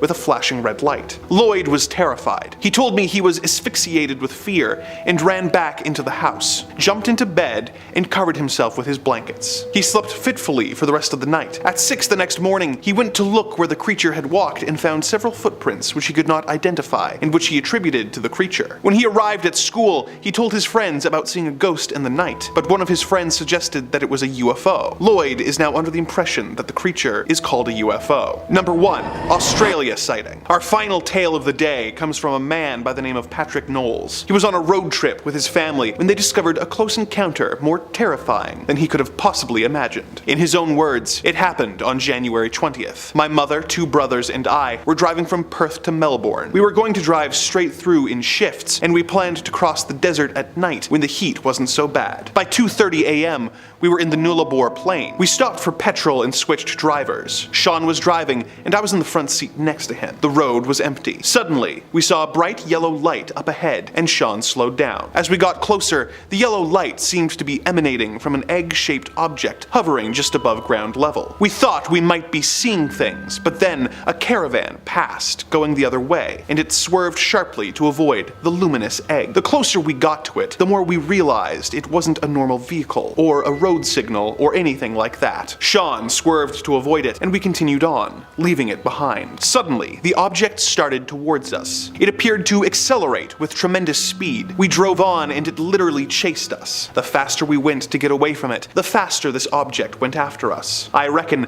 we reached a speed of 125 miles per hour, but it caught up in a matter of seconds. Then Sean made a sudden U-turn and headed back west in the direction of the petrol station. The UFO also turned around. I don't know how the hell it was flying, because it didn't have any wings or anything like wings. It just kept coming after us. Sean made another fast U-turn, heading back towards Melbourne again, but the UFO turned as well and kept pace with the car. In the back seat, everyone was scared. The dogs started barking and whining. Then, suddenly, we were hit. It shot a beam of light out and punctured our back tire. The back tire was on fire. We started sliding across the road. I realized if we braked, we would have to confront the UFO, but Sean didn't have any choice. Then it landed on the roof of the car and picked the car up. It lit up the car like a microwave. The heat was intense. Our hair was standing straight up, and we felt really funny, like we were being dehydrated. It was awful, frightening, like our brains were being sucked out. My fear was that I would be pulled out of my body. I put my hand out of the window and touched something spongy that burned my hand. I thought we were going to die. You could actually feel the car rising in the air. The car began to fill with a thick black fog. It was so hot, and all this soot, this junk started covering us. Our voices started changing. You know how a tape deck sounds when the batteries start to go flat. That's what it was like. Then I passed out. I came to when I heard a tremendous noise like a bang, and our car suddenly dropped back to Earth. Dawn was coming up. The thing just flew away, and that was the last we saw of it. I had to change the tire, and we tried to clean out the black soot. There were marks on the roof of the car. As soon as we could, we drove fast to the nearest roadhouse. We were too shocked to talk for a while. Then we realized we had lost a couple hours' time during the incident. We called the police. The funny thing was, they were already looking for us. Someone, maybe the people in the caravan we passed, had phoned the police anonymously. Their report states that they witnessed our car being picked up off the road and shaken violently. They noticed the car was covered in black ash. The police inspected our car and noted the ash, the bad smell, and the dents on the roof. They were convinced something had occurred. They took us to the hospital. Number 5. Alien gate crashers. Our first story comes from a man in Zimbabwe who was asleep one night when he woke up to see an alien craft that seemingly had no trouble passing through solid objects. This is his recollection of the event. My name is Johan Reitman, and I farm near Feathersdorp, 150 kilometers from Harar. I am 31 years old. On the 5th of February, I woke up from a bad dream just after midnight, when I heard a car go past. I got up and looked out of the bedroom window, which faces the front of the farm. I watched as 2 cars passed each other, a strange sight, as there are usually few vehicles to be seen, and none at night. One car pulled into my gate, and I thought immediately, oh no, those guys are coming to pinch my new engine on the borehole. I rubbed my eyes and face to make sure I wasn't still asleep. I looked at the car again. It was long and wide, and made a low humming sound. I could see lights at the back, a row of red lights, and a front light which shone high enough to illuminate the treetops. This car or object stopped at my gate for a good 30 seconds and then drove on as if the gate had been opened, and that was it. it was gone. I took my torch, my rifle, 4 farm workers, and my dogs, and we went out to the gate. Despite the fact that it had just rained, there were no tire tracks or human tracks on the road. As we approached the gate, I could feel heat coming up from the surface of the road, a really oppressive heat radiating from the ground. Even my ears felt flushed with heat, and my workers and I were soaked with perspiration. It was about 12:30 by then, so when we found nothing further, we all went back home. It was only the following morning that it occurred to me that when we reached the gate, it was closed. This meant that the car had disappeared through a closed gate because they had been watching it when it disappeared, and the gate hadn't moved. The next day, I sent one of the farm workers to fetch some sheep who were lost in the bush. And on his way back, he said he saw an object straddling the road. By the time he reached the spot, it was gone. But strangely enough, the sheep would not walk over to the area where the object had been. Instead, they divided around it. Number 4, a UFO crash in Greece. Our next report comes from Georg and Panteloas, who interviewed the witnesses of a UFO crash in Megas Platanos in Greece. The following is quoted directly from his report. At 0300 hours that night, shepherds and some villagers observed a small group of 5 to 6 UFOs approaching the area from the north. One of them had an unstable flight and seemed to be having a problem. Strange lights came out of the UFO's fuselage, but without any noise. As an eyewitness, Shepherd Trantos Karatranos told me suddenly the treble UFO lost altitude and crashed to the ground at a distance of about 500 meters away from him. He didn't hear any noise, but a fire started burning the bushes. Trantos was very afraid to get closer and stayed in his position watching the phenomenon. The rest of the UFOs in this group stopped over the accident spot, and 2 of them landed near the destroyed UFO. In a few minutes, the fire in the bushes was terminated. For the rest of the night till dawn, there was an unusual traffic from the ground to the flying UFOs. Light spots went up and down, probably collecting the pieces of the destroyed UFO and any bodies of the crew. They finished the collection before sunrise, and after that, the rest of the UFOs took off and were lost in the sky. Meanwhile, all the villagers had been awakened and had seen the whole operation. Early in the morning, the villagers went out to the spot where all of this had occurred, and they saw on the ground a burned oval shape in the ground, with a cut pine tree in the center, and very small metallic pieces, and pieces of wires around the tree. Some of the people, like Aragus Alavantes, collected a number of these pieces. One strange thing was that at the edges of the burned oval, the fire stopped, like it had been cut by a knife. Some hours later, a team of Hellenic Air Force personnel came into the area and told the villagers that this was nothing serious. Maybe a Soviet satellite crashed or a plane. They took some pieces of the UFO too and left the area. Argyris sent a piece of the UFO to the Space Research Institute in Brussels. That's the story. If you think that we need more information, we can get more, because I have a very good relationship with the people in the village of Megas Plantos. You see, they don't like to talk a lot about this story because they are afraid that someone will think they are crazy or something. Number 3, an unexpected police sighting. The next story on our list was related by a Lithuanian police chief whose officers witnessed strange UFO activity that resulted in him having to make the press rounds to reassure the people of his country. As he put it, "I am chief of police in Vilnius, Lithuania. Recently, I had to appear on the radio to explain that 2 policemen who had reported seeing something extraordinary were known to me to be reliable witnesses and were of sound and honest mind. There has been considerable public anxiety about this matter, arising from what I consider to be media hysteria about their official report. Earlier this year, the entire police force was put on alert. The 2 officers stated that they had observed a round shining object on the main route at around midnight, 10 kilometers from the capital city near the village of Nemedjus. The object was flashing bright light and hovered 20 to 30 meters above the ground. At the same time, you could hear a strange sound, like electricity crackling, they said. The 2 men approached the UFO after watching it for almost half an hour. When they were some 50 meters from it, the object started to move upwards and away from them into the air, then accelerated towards the town. At that point, an alert was put out and van loads of Rapid Reaction Force police and tracker dogs arrived on the scene, but the UFO had disappeared. We conducted official tests on the area's ground composition, measuring the air's radiation, and took sound recordings. The grass in the area for 10 meters around where the UFO was reported to have been sighted was visibly flattened. Number 2. A Swedish abduction. Our next tale is from a Swedish man who was walking home one night when he suddenly saw a strange light that seemed to instantly transport him to his destination. The following is his story in his own words. Call me Anders. In early March, I left a local election celebration and decided to walk home,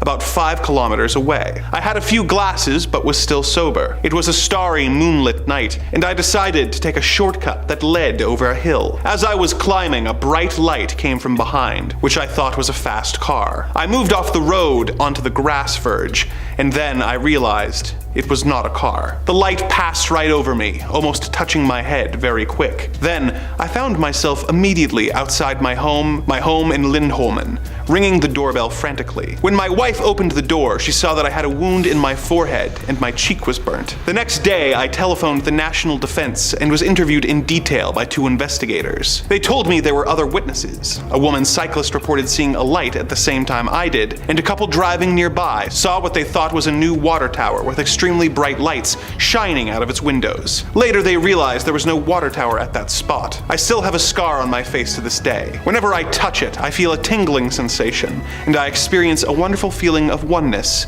of unity with the Earth itself. Number 1. A strange sighting in Uruguay. Our final tale of the day comes from a police chief in Uruguay who was out with friends when the sights he saw made him a believer. In his own words, I am Police Chief Miguel Costa, in charge of the force at Melo, Uruguay. On March 10th, I was driving with 2 friends, Armando and Maria Pasa, along a gravel road near Tacurembo, when a huge oval disc loomed out of the early morning darkness. It was enormous and gleaming, with yellow and orange lights. I stopped the car and purely on impulse flashed the headlights. All of a sudden, the UFO appeared to hesitate and zigzag up and back, as if answering our call. When I started up again, it was following us. I again stopped the car and flashed my lights. Again, the UFO appeared to waver in reply. We drove on once more along the twisting road, and the UFO stayed with us, always about half a kilometer away. This went on for almost 50 kilometers. That's when the strangest thing of all occurred. We were all glued to the windows, watching as the disc suddenly shot towards the ground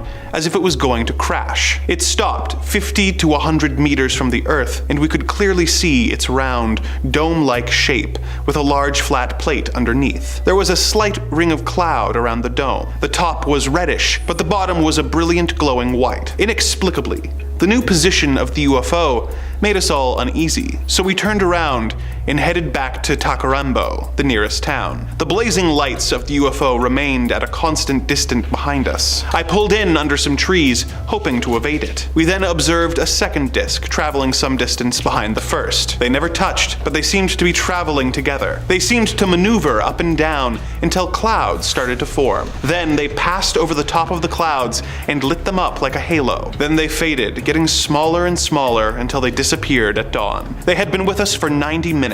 We were all speechless, as we could not believe what we had witnessed. I myself have never believed in UFOs, but I do know that this incident revealed something rare and inexplicable. Number 5. The boys' school sighting. Our first story comes to us from a teacher at a boys' school in India who took some of his young students stargazing one fateful night when they saw something unexpected flying through the sky. As he put it, "My name is Kanan. I am a teacher at a boys' school in the village of Mayapura, West Bengal. Last week, I saw something that was what you would call a UFO. It was about 8 p.m. I was sitting outside under the stars with some of the boys. I looked up and saw this very bright blue light overhead. It started from there and it was moving very fast. Then, when it came directly overhead, it seemed to slow down and then stop. It had a tail at the back that started small and became bigger, and very clearly there was a solid object in front of that. It was not at all like a star or a satellite, and it was not very high. I was already staring at it when one boy said, "What is that, Pradhu?" And then the other boy said, "What is that? What is that?" We all got up and were looking at it. There were 6 of us, 5 boys and me. My wife was in the kitchen cooking something, and she came out too because we were all shouting. So it was at maybe 1.5 palm trees height from the roof of our hut, which is not very high. It was less than 5 stories above us. We saw it very clearly. Most of them were concentrating on the light. I looked in the front and saw that it was a clear object. It was not a star, and it was not far away. It was right there. And it was also, like, moving around itself, but very slowly. Then, it moved slowly away towards the river, where it suddenly picked up speed and disappeared. It was like somebody who slows down to look at something. It was very, very interesting, and the boys kept asking about it. Boys ask all sorts of questions. It was an abnormal thing, and we were completely helpless just looking at it. Did this teacher and his students really witness an alien craft? Or is there some other less interstellar explanation for this strange experience? What do you think? Number 4, the factory observer. Next up, we have a tale from Brazil, where workers at a water treatment station witnessed a UFO of a truly massive scale. This is their story. The other night, I, Roberto Rabello, saw a huge UFO over the city of Cubateo, São Paulo. When I arrived at my job at the ETA water treatment station, there were 3 other fellows watching the phenomenon. It was 12:58 a.m., dawn, and I looked to the north and there was a UFO at low altitude. One of the technicians said that it must be a short circuit in a near-energy tower. Then, we ascended the tower and realized that the thing we were seeing was not ordinary. The UFO was higher than the energy tower. It had a red light on top and 3 other red lights below, in a triangular shape. The lights did not blink. Seconds later, between the red lights, a lot of flashes, hundreds of white flashes. Then, all disappeared suddenly. I estimated that the UFO was bigger than a soccer field. Then, suddenly, once again, the UFO appeared, just like the first time. But this time, when the flashing lights had turned off, from the UFO, another object, like a yellow ball, came out, which flew in the direction of the COSIPA, a food factory. But the big UFO itself was no longer visible. Again, suddenly for the 3rd time, the UFO appeared, and this time, we were able to see a shadow behind it, something triangular. Finally, the UFO moved away in the east direction, passing over the factory. The sighting lasted 20 minutes and was seen by 4 of us technicians. Why are UFOs hovering over our water treatment plants and food factories? Is this part of their studies on our species, or are they seeking out our weak points in preparation for a sinister invasion plot? Let us hope we never have to find out. Number 3, UFO stalker. Our next story is from Germany and tells the tale of a man and a woman who were out for a drive when they looked to the sky and saw a strange craft that seemed to take strange interest in them. As the husband told it, it was dark and cloudy, no moon, no stars. When we were driving by car through the village named Fredelschla, when my wife glanced at the sky out of the side window, she saw something dark suddenly covering the sky over our car. I drove the car and watched the road, so I saw nothing at this time. 1 minute later, a big rotating object flew down the hill over the meadow and crossed the road just over our car. We only saw the lights, which were in 2 concentric circles, about 10 in the outer, 7 in the inner. The diameter was about 50 meters. There were no colored lights. All lights were white and as bright as the headlights of a car. The rotation speed was about 1.5 rotations per second, so it wasn't easy to watch a single light. The diameter of one light was about half a meter. The object flew at a height of 10 to 20 meters over the fields to a wood, turned by changing its inclination, just like an airplane or helicopter has to, in order to do a flying curve. It quickly returned back to the road to stop beside our car and fly at the same speed, 100 kilometers per hour. It lifted up, changing its inclination to me so I could see its amazing size. 2 seconds later, it flew over the car to the other side and turned with the same movement to fly over the car again. This repeated 5 or 6 times on our way. Okay, this wasn't all, but should be enough. There was no sound or noise, except the motor of the car. There was no smell. The radio was turned off. The maximum speed of the object was about 400 to 500 kilometers an hour. The observed acceleration 2 to 3 G. I know my speed, 100 kilometers an hour, know the points where the object crossed the road and the distance between these points, and I calculated the rest. It's impossible that this was a projection on the cloudy sky. When I looked out the side window, I couldn't see the sky, only the hill. Why do alien craft seem to take such a consistent interest in common drivers? No different from any others on the road. What are they hoping to learn about our species? And how close are they to figuring it out? Number 2, the Chinese air chase. Our next story comes from a Chinese air base commander whose subordinates had an aerial encounter with a UFO that evaded and toyed with them until the jet pilots got frustrated and aggressive with the extraterrestrial craft. In the words of the colonel himself, I am Colonel Lee, commander of the air base in Changzhou, where the military flight training academy is located. One day, 4 radar stations reported the presence of an unidentified hovering over the academy. After ascertaining that the intruder was not a military or civilian flight, I ordered 6 jet fighters to take off and intercept the UFO. At least 140 people on the ground saw the object. To observers at the base, the UFO first appeared to be a small pointed star, and then grew larger and larger, perhaps as it descended to a lower altitude. Witnesses described an object with a mushroom-shaped dome on top and a flat bottom, covered with bright, constantly rotating lights. The crew of the interceptors consisted of a pilot and a radar officer. The 2 officers reported that the object clearly resembled descriptions they had seen in foreign science fiction films. When they got within 4,000 meters of the UFO over King County, it abruptly shot upwards, easily evading subsequent attempts to get closer. The flight crew reported that it appeared to be toying with the plane by repeatedly outdistancing it and then reappearing right over it. The pilot requested permission to fire on the UFO with the plane's automatic 20mm cannon. I denied this permission to shoot and told him to continue to pursue and observe the object. The pilot broke off pursuit at an altitude of 12,000 meters when the plane began running low on fuel. The UFO then apparently disappeared before I could order additional planes to be sent to the area. Why was this alien craft toying with the Chinese military? Was it simply a cosmic prank or an assessment of the country's combat capabilities in preparation for a potential invasion? Let us hope it doesn't come to that. Number 1, the Polish ambulance chaser. Next on our list is a story from a Polish doctor who was in an ambulance aiding a pregnant woman on her way to the hospital when the ambulance had a close encounter that came a little too close for comfort. As the doctor related the story in his statement, I am Dr. B. Plasek. In February,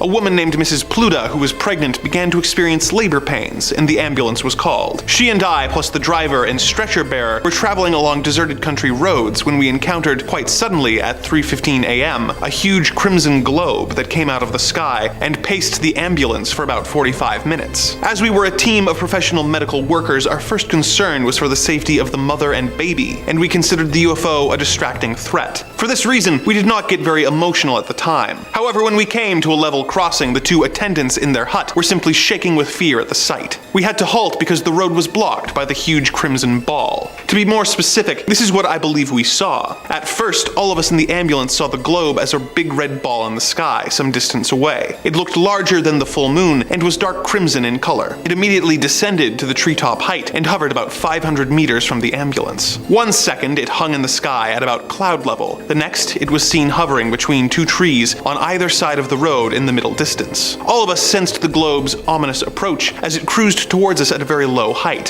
following the road. I was always aware that it was never exactly in the sky, but probably not very high above the ground at any time. As our ambulance approached the level crossing, so did the globe, and we each stopped there. The globe was less than a meter above the surface of the road. I got out to speak to the crossing attendants. I said, "Can you see what I see?" They said, "We've been observing it for some time." I went to the ambulance and told the others they cannot help us at all. They're trembling with fear. At that point, Mrs. Pluta's labor contractions became more frequent, and we felt it was urgent to get to the hospital immediately. Since our path was blocked, I decided to call the police. I reported that there was an obstacle in the way and asked them to come immediately. What kind of obstacle, they asked. A UFO, I replied. It was now 4:10 a.m., and all we could do was stay there and stare at the UFO. We had plenty of time to observe it in detail. Its surface displayed curved bands and stripes with a multitude of black lines traversing up and down in irregular patterns. These clear-cut markings reminded me of veins inside the human body. The ambulance driver said they looked to him like a huge net. As we watched, parts of the surface changed color. There appeared to be orange-yellow patches on the deep crimson background. Then, the globe dropped to only about 10 centimeters above the road, constantly changing colors, pulsating, but always with dull, muted tones. Suddenly, it gave off a strong white light that was so bright it reflected on the surface of the road. Out of sheer exasperation, our driver flashed his headlights at it twice, minutes. Immediately, inexplicably, it simply vanished. It was 4:15 a.m. At 6:10 a.m., Mrs. Pluta gave birth to a daughter in the hospital. A careful examination of the whole area in daylight revealed nothing. Why was this strange glowing orb showing such an interest in the ambulance? Was it simply the bright flashing lights on the ambulance roof that caught its attention? Or were they aware of the pregnant woman inside and wanted to learn more about how humans are born? We will never know for sure. Number 5. Red Eyeball Ship. In January of this year, a man in Spokane, Washington was in his living room when he happened to sight a strange alien craft that caused him to question his beliefs and his place in the universe. In his own words, "Our backyard camera recorded this strange object. We put a camera in our backyard because stuff has been coming up missing. But one morning I had the TV on in my living room as I was sitting on our couch. I happened to look up at the TV and saw this strange object. I went out on the back porch and I couldn't see that object at all. But when I went back in the house, it was still there. I went to get my brother to show him what I was seeing. He didn't know what it was, but he was seeing it too. Then it started to move out in the field, where I didn't see it anymore. Then it started to come back towards my backyard. Again, it looks round with a red eyeball in the middle, but I have no clue to this day what it is. I took a couple photos in infrared. If you look in the center of the red, you can see something. Looking at the photos, it is difficult to come up with another explanation for what this strange unidentified flying object could be. Number 4. An American UFO. Our next tale was posted this year, but details an experience from the year 1980. The witness shared his story of seeing a UFO that seemed to be affiliated with the US government, but he also posits a theory about why the government would allow this ship to be seen by the public. I had a sighting in broad daylight in 1980 at around 9 a.m. in early December. My mom and hundreds of other motorists witnessed it as well. We were driving to visit my father at his work in Beverly Hills and were waiting to hop on the freeway in Santa Monica when we saw your classic silver disc. It hovered completely still at about 150 feet or so for 10 solid minutes. Remember, we were crawling, slow as molasses traffic. We got a very good look at this thing.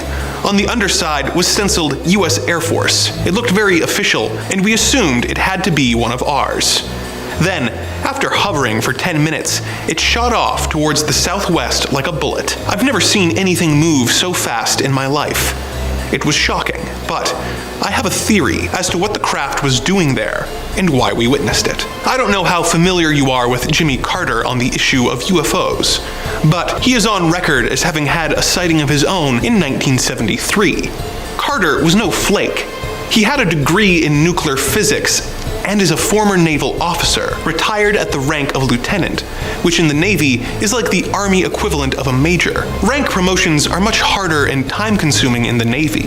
Anyhow, Carter tried like hell to get disclosure during his presidency. He knew he was being stonewalled. When you think about it, it's unacceptable that the nation's most powerful elected leader cannot declassify something that the public, the world, has a right to know about. But what I've come to believe is that Carter ordered a captured or back-engineered UFO with official Air Force insignia to fly over a populated area, where thousands were waiting in traffic to get on the freeway, so people would ask the questions he couldn't find the answers to. Number 3. Father and son UFO bonding. Next, we have a story from Nova Scotia where a young man saw an alien craft and panicked. He thought that no one would believe him until his father told him about his own close encounter from years before. Here is his story. My living room at the time had a window above me behind the TV. So, I am watching TV. I don't remember what exactly. It was about 2:30 or 3 a.m. at this point. My father got up to use the washroom and went back to bed. I got up to get a drink and saw something out of the corner of my eye, outside the window and above the high school. I literally could walk outside my house, take 2 steps, and I was on school property. I see this light above the school. I figured it was a meteor shower or space junk. I grabbed the binoculars. I looked out the window to see if I could see it. I couldn't really get a good look. It was too blurry through the window. So I went outside to have a look. It was not very bright in my small town. I look out towards the school. I see something I can only describe as a ball metal, almost like a flowing liquid metal, but to my eyes seemed like it was taking the form of a sphere, condensing in on itself from time to time and rippling. As if the surface rippled like water, the light from it appeared that way. It was circular, bright, white, almost silvery. At times, it seemed that the light coming from it had faded, and I could see that it was a solid sphere, silver in appearance. I do not know how big it would be. A guess would be the size of a 2-seater passenger plane. It darted from above the school to the hospital in a blink of an eye. The distance was about 1/4 of a kilometer, but on a somewhat linear path. I had my eyes glued to it, and it blinked out of existence. It is the only way I can describe it. I could no longer see it. I scanned around the sky with the binoculars, then found it was above a church, about a full kilometer away. Same strange ball rippling like metal. I was outside for, I believe, 25 to 30 minutes, based on my coming back in between 3:30 a.m. and 4 a.m. My brain could not comprehend what I was seeing. I literally thought I was dreaming or experiencing some kind of hallucination. I felt as if what I was seeing was straight out of a movie or sci-fi book. It was like it was darting around our entire town at random intervals, going from one part to another within the blink of an eye. The distance it traveled from the school to the hospital to the church is in total 1.4 kilometers. I snapped, and for some reason started crying. I ran to my dad and woke him up. "It's a satellite," is what he said. My father enjoyed watching stuff on UFOs and personally believed the US government covered something up about Roswell, but I never really said too much. He told me to go to sleep. I was terrified for whatever reason. I was so scared after it. I did not sleep for months unless one of my parents was awake while I fell asleep. I really struggled with whatever I experienced that night for a very long time. It was a horrific experience for me and hard to even talk about. I had extreme anxiety and depression from it. I was only a teenager, just barely. I found myself being paranoid. I did not want to be alone at all. Anywhere, in the daytime, I would make sure I always knew where someone was. I was never alone. I was so afraid, I started saying prayers. I spent the next 5 years looking at everything I could that was related to UFOs. The sensation I had from it. I felt a oneness kind of, but also so completely overwhelmed with fear. It felt as if my skin was trying to escape my body. My spine burned, and the entire time I was filled with thoughts of, this is amazing, and I'm going to die. I need to get in the house. All the hair on my body was standing up. I was sweating. When I got in the house, my shirt was nearly stuck to me in sweat. My father thought I went outside and got attacked and ran away. I was crying and rambling about some craft in the sky and how it was going to get me. My father told me he never saw anyone so absolutely terrified before, that I was nervous and would look out the windows at night to make sure I was okay. I've never been so afraid in my life of anything. My body was telling me I was going to die. My father didn't like me waking him so I could sleep. My mother, well, was not in the picture. My father's reaction is based off of a sighting he had in the 70s that some people in the town saw. He was ridiculed by people for talking about the craft he saw so close to the ground, it looked like it was going to land in the blink of an eye. It darted off and was gone. He said it was circular in shape, like the classic UFO, glowed bright yellow, and had a low hum to it. He doesn't really like talking about it. Number 2. Another father-son tale. Next, we have a story from a man who was not a believer in alien life until one night his young son pointed out something in the night sky to him. In his own words, "I was in my home in Almond, Michigan. That time of year, it gets quite dark quite early. It must have been around 8 p.m. My son, who at the time was 12, came running into the house, saying there was a UFO right outside our house. Let me add, at this point, I was not one who believed in UFOs. I went outside and my son pointed south and upwards and said, 'Look.' The funny thing was, at first I didn't see anything, but I did notice it was unusually dark. Then I noticed a very dim light. I suddenly realized that the reason it was so dark was that there was a huge craft right over our driveway. It was at tree level and was moving north at a very slow pace, approximately a slow walking speed. There was a very distinct humming, exactly like a large transformer humming. There was a very dull light in the middle, and as it traveled down our driveway, I made out a row of windows around the craft. The windows looked very large. I remember walking down the driveway with my son. The next thing I remember is standing out in the field north of my house, still looking at the UFO, when suddenly it went from approximately 90 or 100 feet straight up in the sky to where it was a pinpoint of light. It just looked like another star. This happened in under a second. We continued to watch it for quite a while when it took off in a northwesterly direction, like a meteor, and was gone in a second. There are a lot of things I can describe if you were interested, but this is the basic part. I don't feel like I was abducted, but honestly, I do not remember how I got from my driveway and then into the field. Number 1. Bigfoot, alien hunter.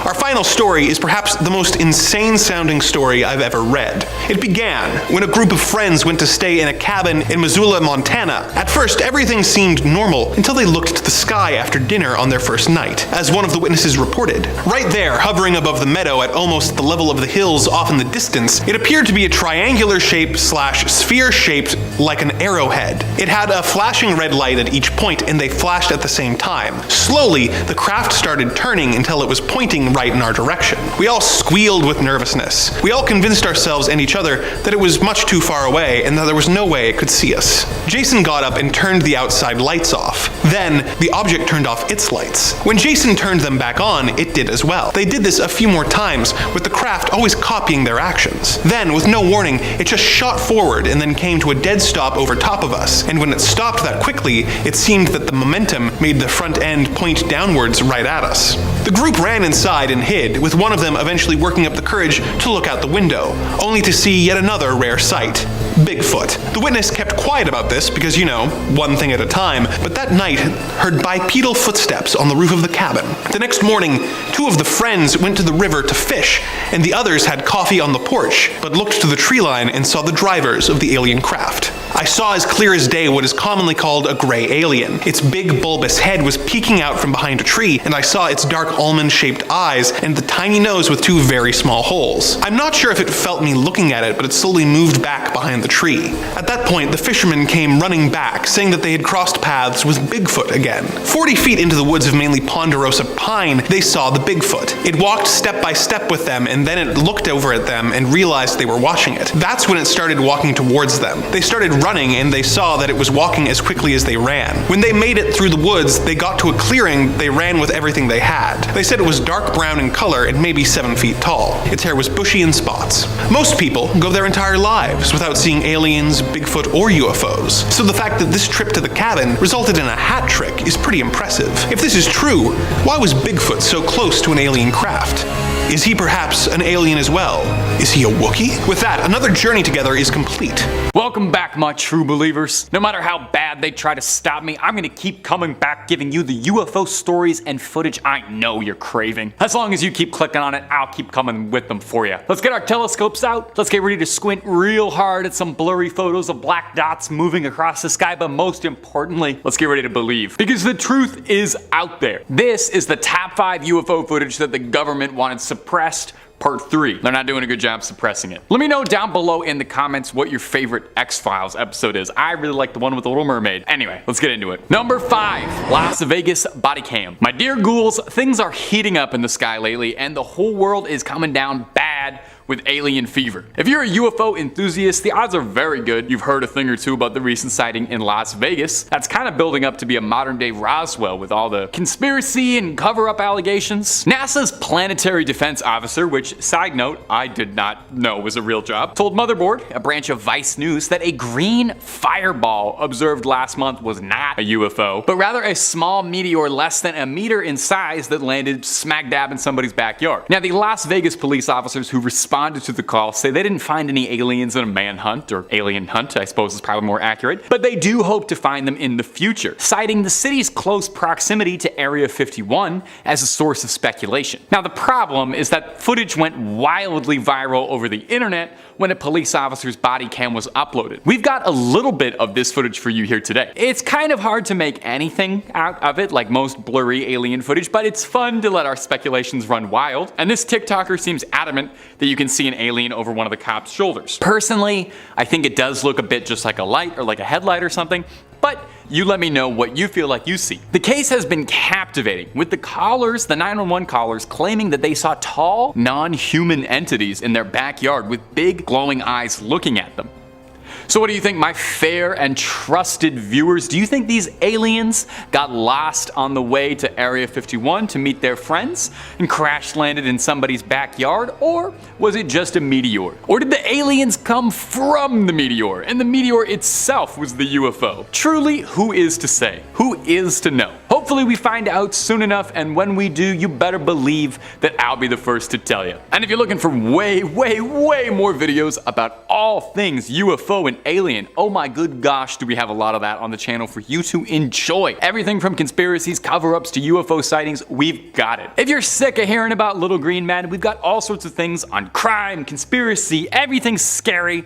It's on Top 5. So hit subscribe, make sure you hit that little bell as well, and don't miss a single thing, but you get to do that at the end of this video for me, okay? Because I got 4 more UFO sightings coming up for you right now. Number 3, Jorge Ortega. Is it just me, or are things getting crazier? Maybe I'm watching more UFO footage as part of my job, but it seems like every day we see more UFO sightings, like they're doubling, tripling over what they used to be. Yeah, admittedly, everybody carries a camera in their back pocket now, but it does seem like more people are checking out the planet. Ever since that streak in February, I feel like it's been an arms race for the coolest UFO footage. While pilot Jorge Ortega captures what some are describing as the best UFO footage ever, but I'll let you be the judge of that. He uploaded the video online, where it was found by an account called The Hood's Finest, where the clip went wildly viral on Instagram. Thank you, The Hood's Finest, one of the most trusted sources of journalism in these dark times. Let's take a look. It's definitely mysterious. That much I can say with complete confidence. It's really hard to tell what that was, but the way it speeds forward without any visible exhaust does make it seem highly suspicious. You can't make any details on that craft at all. Now, Ortega claims this was the most frightening experience of his life, and it's really not hard to see why. A circular, spherical, strange object flew directly in front of his plane, then whizzed by his window. Whizzed, like, you know what I meant. I shouldn't have used that word. Ortega and his co-pilot were flying towards Santa Fe when they first noticed the strange object coming towards them. The pilots believed that whatever they saw was non-human in nature, and definitely not a balloon or another aircraft. Ortega claims that the aircraft was traveling at an incredible speed of 300 kilometers an hour. I don't know how many miles an hour that is for your Americans. You guys are gonna have to calculate that on your own. With the temperature at the time of the flight falling close to 5 degrees Celsius. With all that being said, it seems less likely that it's a bird or a balloon, and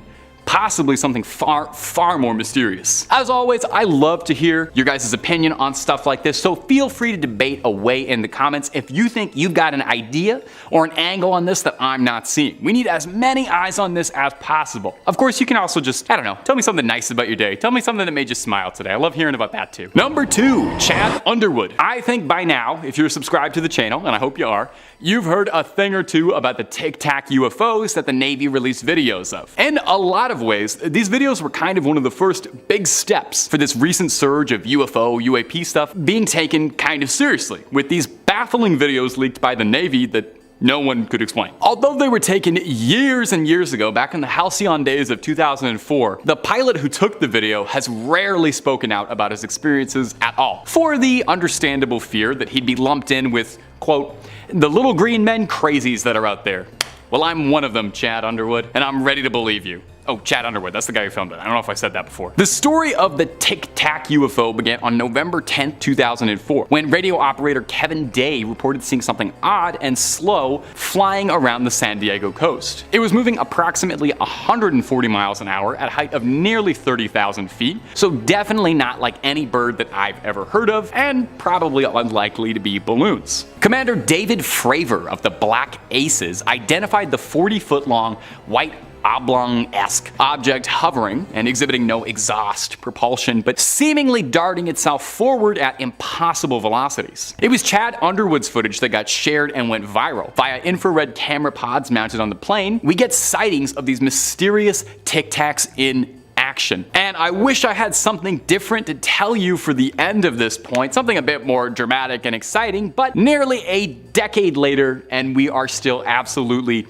no closer to understanding just what happened here, what's happening in these videos, what these crafts are, but maybe we'll get there soon. Like I said, there's supposed to be a document coming up in July that's going to reveal all sorts of new research and information the Pentagon's been working on, and maybe that will be the big one, or maybe it'll just also be nothing like it usually turns out to be. But who knows? Number 5, the crafts shot down. It has been a huge year for UFO enthusiasts like yours truly. Earlier, we got the release of the UAP reports from the Pentagon, which were basically the wildest documents in US government history, where the Pentagon confirmed they've been researching UFOs and kind of just slid it under the door like nobody cared. It made UFOs more than tinfoil hat talk, almost made discussions about it reputable. And I guess since then, that wasn't enough enough to keep us all entertained, as of last week, we've turned things up even more since we've had 2 mysterious aircrafts shot down, and the United States and Canadian governments are being pretty cagey about it. So let's run through a quick timeline of what hopefully doesn't turn out to be Independence Day, and let's all pray we didn't kickstart an intergalactic war. On February 10th, a US fighter jet brought down a currently unidentified object soaring over the coast of Alaska. The object shattered into pieces after being shot down and was confirmed to most likely not be a balloon according to the Department of Defense. I guess that's good to know, or not at all since it doesn't answer anybody's questions. A White House official referred to the object as being the size of a small car with enough room for a family of 4 to 5 aliens to fit comfortably, and you can put the back seat up and put some stuff in the storage. This would already be enough to fuel speculation for 10 years, and then literally the next day, February 11th, another unidentified flying object was shot down, this time over Canada, around the Yukon. That's the province that borders Alaska. A US flown F-22 Raptor shot down the second object, which was described as smaller than the first and cylindrical in nature. Okay, well, that's all the weird stuff that happened this week. Nope, because on the 12th, another strange object was shot down over Lake Huron. An object that first had appeared over Montana appeared on Sunday, which was then shot down. It was octagonal, apparently, and it had strings hanging off of it, but it wasn't carrying anything, so no one knows why. Maybe it was just an Amazon drone. Now, things keep getting weirder, I swear to you. Listen to this next part, you're not gonna believe this. When an Air Force commander, Glenn Van Herk, was asked directly on whether or not he thought any of these objects were alien in nature, he said, "I haven't ruled anything out at this point." What?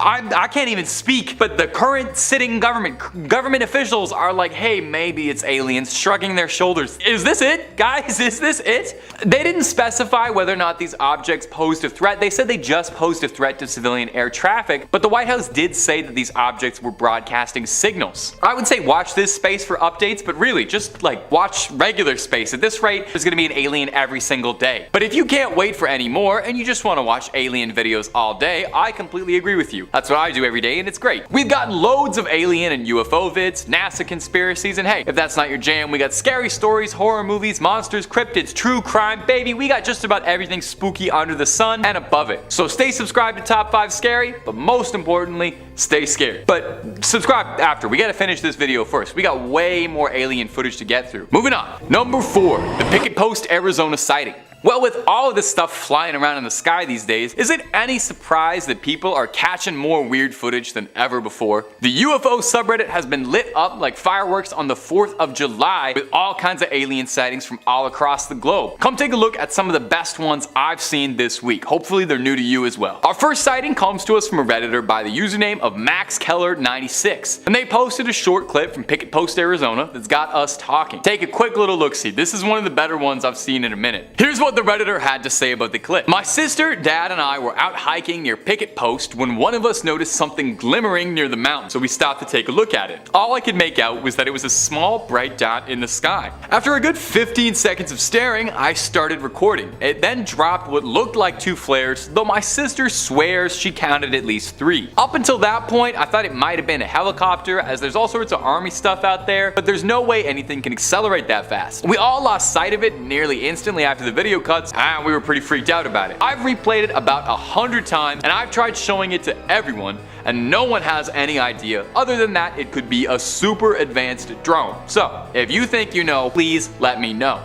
Well, you heard the guy. If you think you have any ideas to what's going on, you comment down below or jump into the Reddit thread and participate in the UFO discussion. The UFO subreddit is great, and they're very friendly to new visitors. That's like their whole thing. They really want to welcome new visitors. Number 3, the San Diego sighting. The San Diego and Tijuana sighting, to be more accurate. Our next entry is a pretty interesting one because it isn't just one offhanded sighting that happened in the middle of the night by somebody stumbling out in a bathrobe who's half awake, but it's a corroborated sighting that was happening seemingly across the cities of Tijuana and San Diego. And it wasn't even while Comic-Con was happening, so this isn't part of an extremely elaborate campaign for Ant-Man 4 or anything. So we either have a mass hallucination on our hands because there was something in the water, or there's some questions in the sky that need to get answered. So we'll play a few seconds of some of these clips and help you come to your own conclusions. On September 19th, 2022, several of these videos were captured of these bizarre light patterns darting across the sky. This is a massive sighting, so we can't quite dismiss this as a trick of the light or one isolated incident. There was definitely something weird flying up and around. What makes this kind of notable, besides from, you know, how well documented this is I would say the pattern of the lights. They don't really follow like a flare pattern at all, so I don't think it's something that was dropped from an aircraft. When you watch it, they almost kind of seem to move in like a perfect unison, like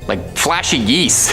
The original poster who posted the compilation clip to Reddit added as well that another oddity they noted was that after the lights were seen, and military fighter jets surrounding and circling the skies, probably to round up whatever was going on. So, comment section, I'll throw it back to you again. What do you think? Spy drones, weird paranormal lights, or is it just visitors? I think it's alien tourists who heard what a great time a weekend in Tijuana is and want to check it out. Could you imagine if aliens do come to Earth, but they're not really interested in like diplomatic relations or starting a war or anything? They're just like, we heard you guys party hard and we want in on that. Number 2, Michigan and Grand Park. Another very weird sighting coming from Reddit. This one was posted not even 2 days ago by a Redditor with a very funny username I can't read out loud on YouTube, but just know it was very funny. At first, it kind of looks like a piece of litter that somehow managed to get all the way up in the sky and is fluttering and darting all around. But if you take a closer look at it, it really seems like it's moving like it's being controlled. People in the comments of the subreddit quickly pointed out that a similar object to this showed up in Australia when this one's filmed in Michigan. Isn't that odd? 2 of these similar reports happening on almost opposite ends of the world. People in the subreddit theorized that this object in the video is one of the ones that was shot down over Lake Huron, which definitely makes sense. Lake Huron is, you know,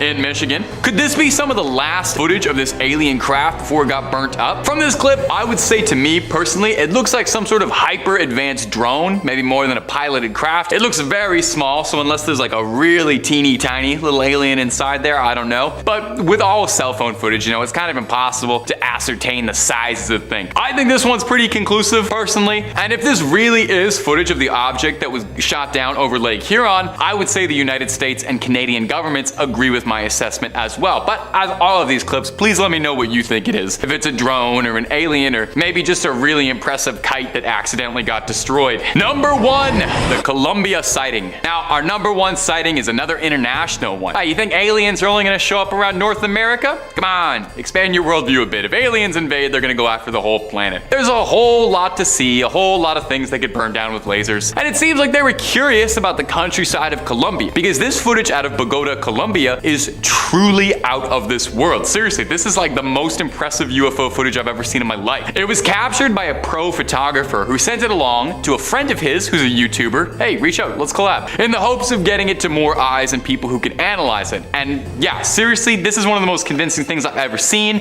Take a look. Now, I don't want to, you know, poke the bear too much. I know this sounds kind of annoying. I am almost of the belief that this footage is simply too good. I wouldn't outright throw it away and discard it, but I can't remember the last time I've ever seen UFO footage where the craft in this question is this clear and easy to make out. You can almost like make out sci-fi parts of it, you know? It looks to me like it wouldn't look too out of place in a cool video game like a Halo or something. If anyone's a Metroid fan, it reminds me a lot of like the ship that Samus flies around in. I'm just excited because they put Metroid Prime back out there. I think this raises kind of an interesting question and sort of a little like food for thought for debate. As camera quality improves and the average person is now at all times carrying with them a camera that rivals most professional quality, no doubt we're gonna start seeing more stuff like this. There's gonna be an influx of footage that starts to look much clearer, which then ironically ends up getting dismissed because it just looks too good and we assume it's been faked. We're used to blurry blobs shooting across the sky, and I think that's what we kind of think UFOs look like. It's a bit of a weird horseshoe where you kind of want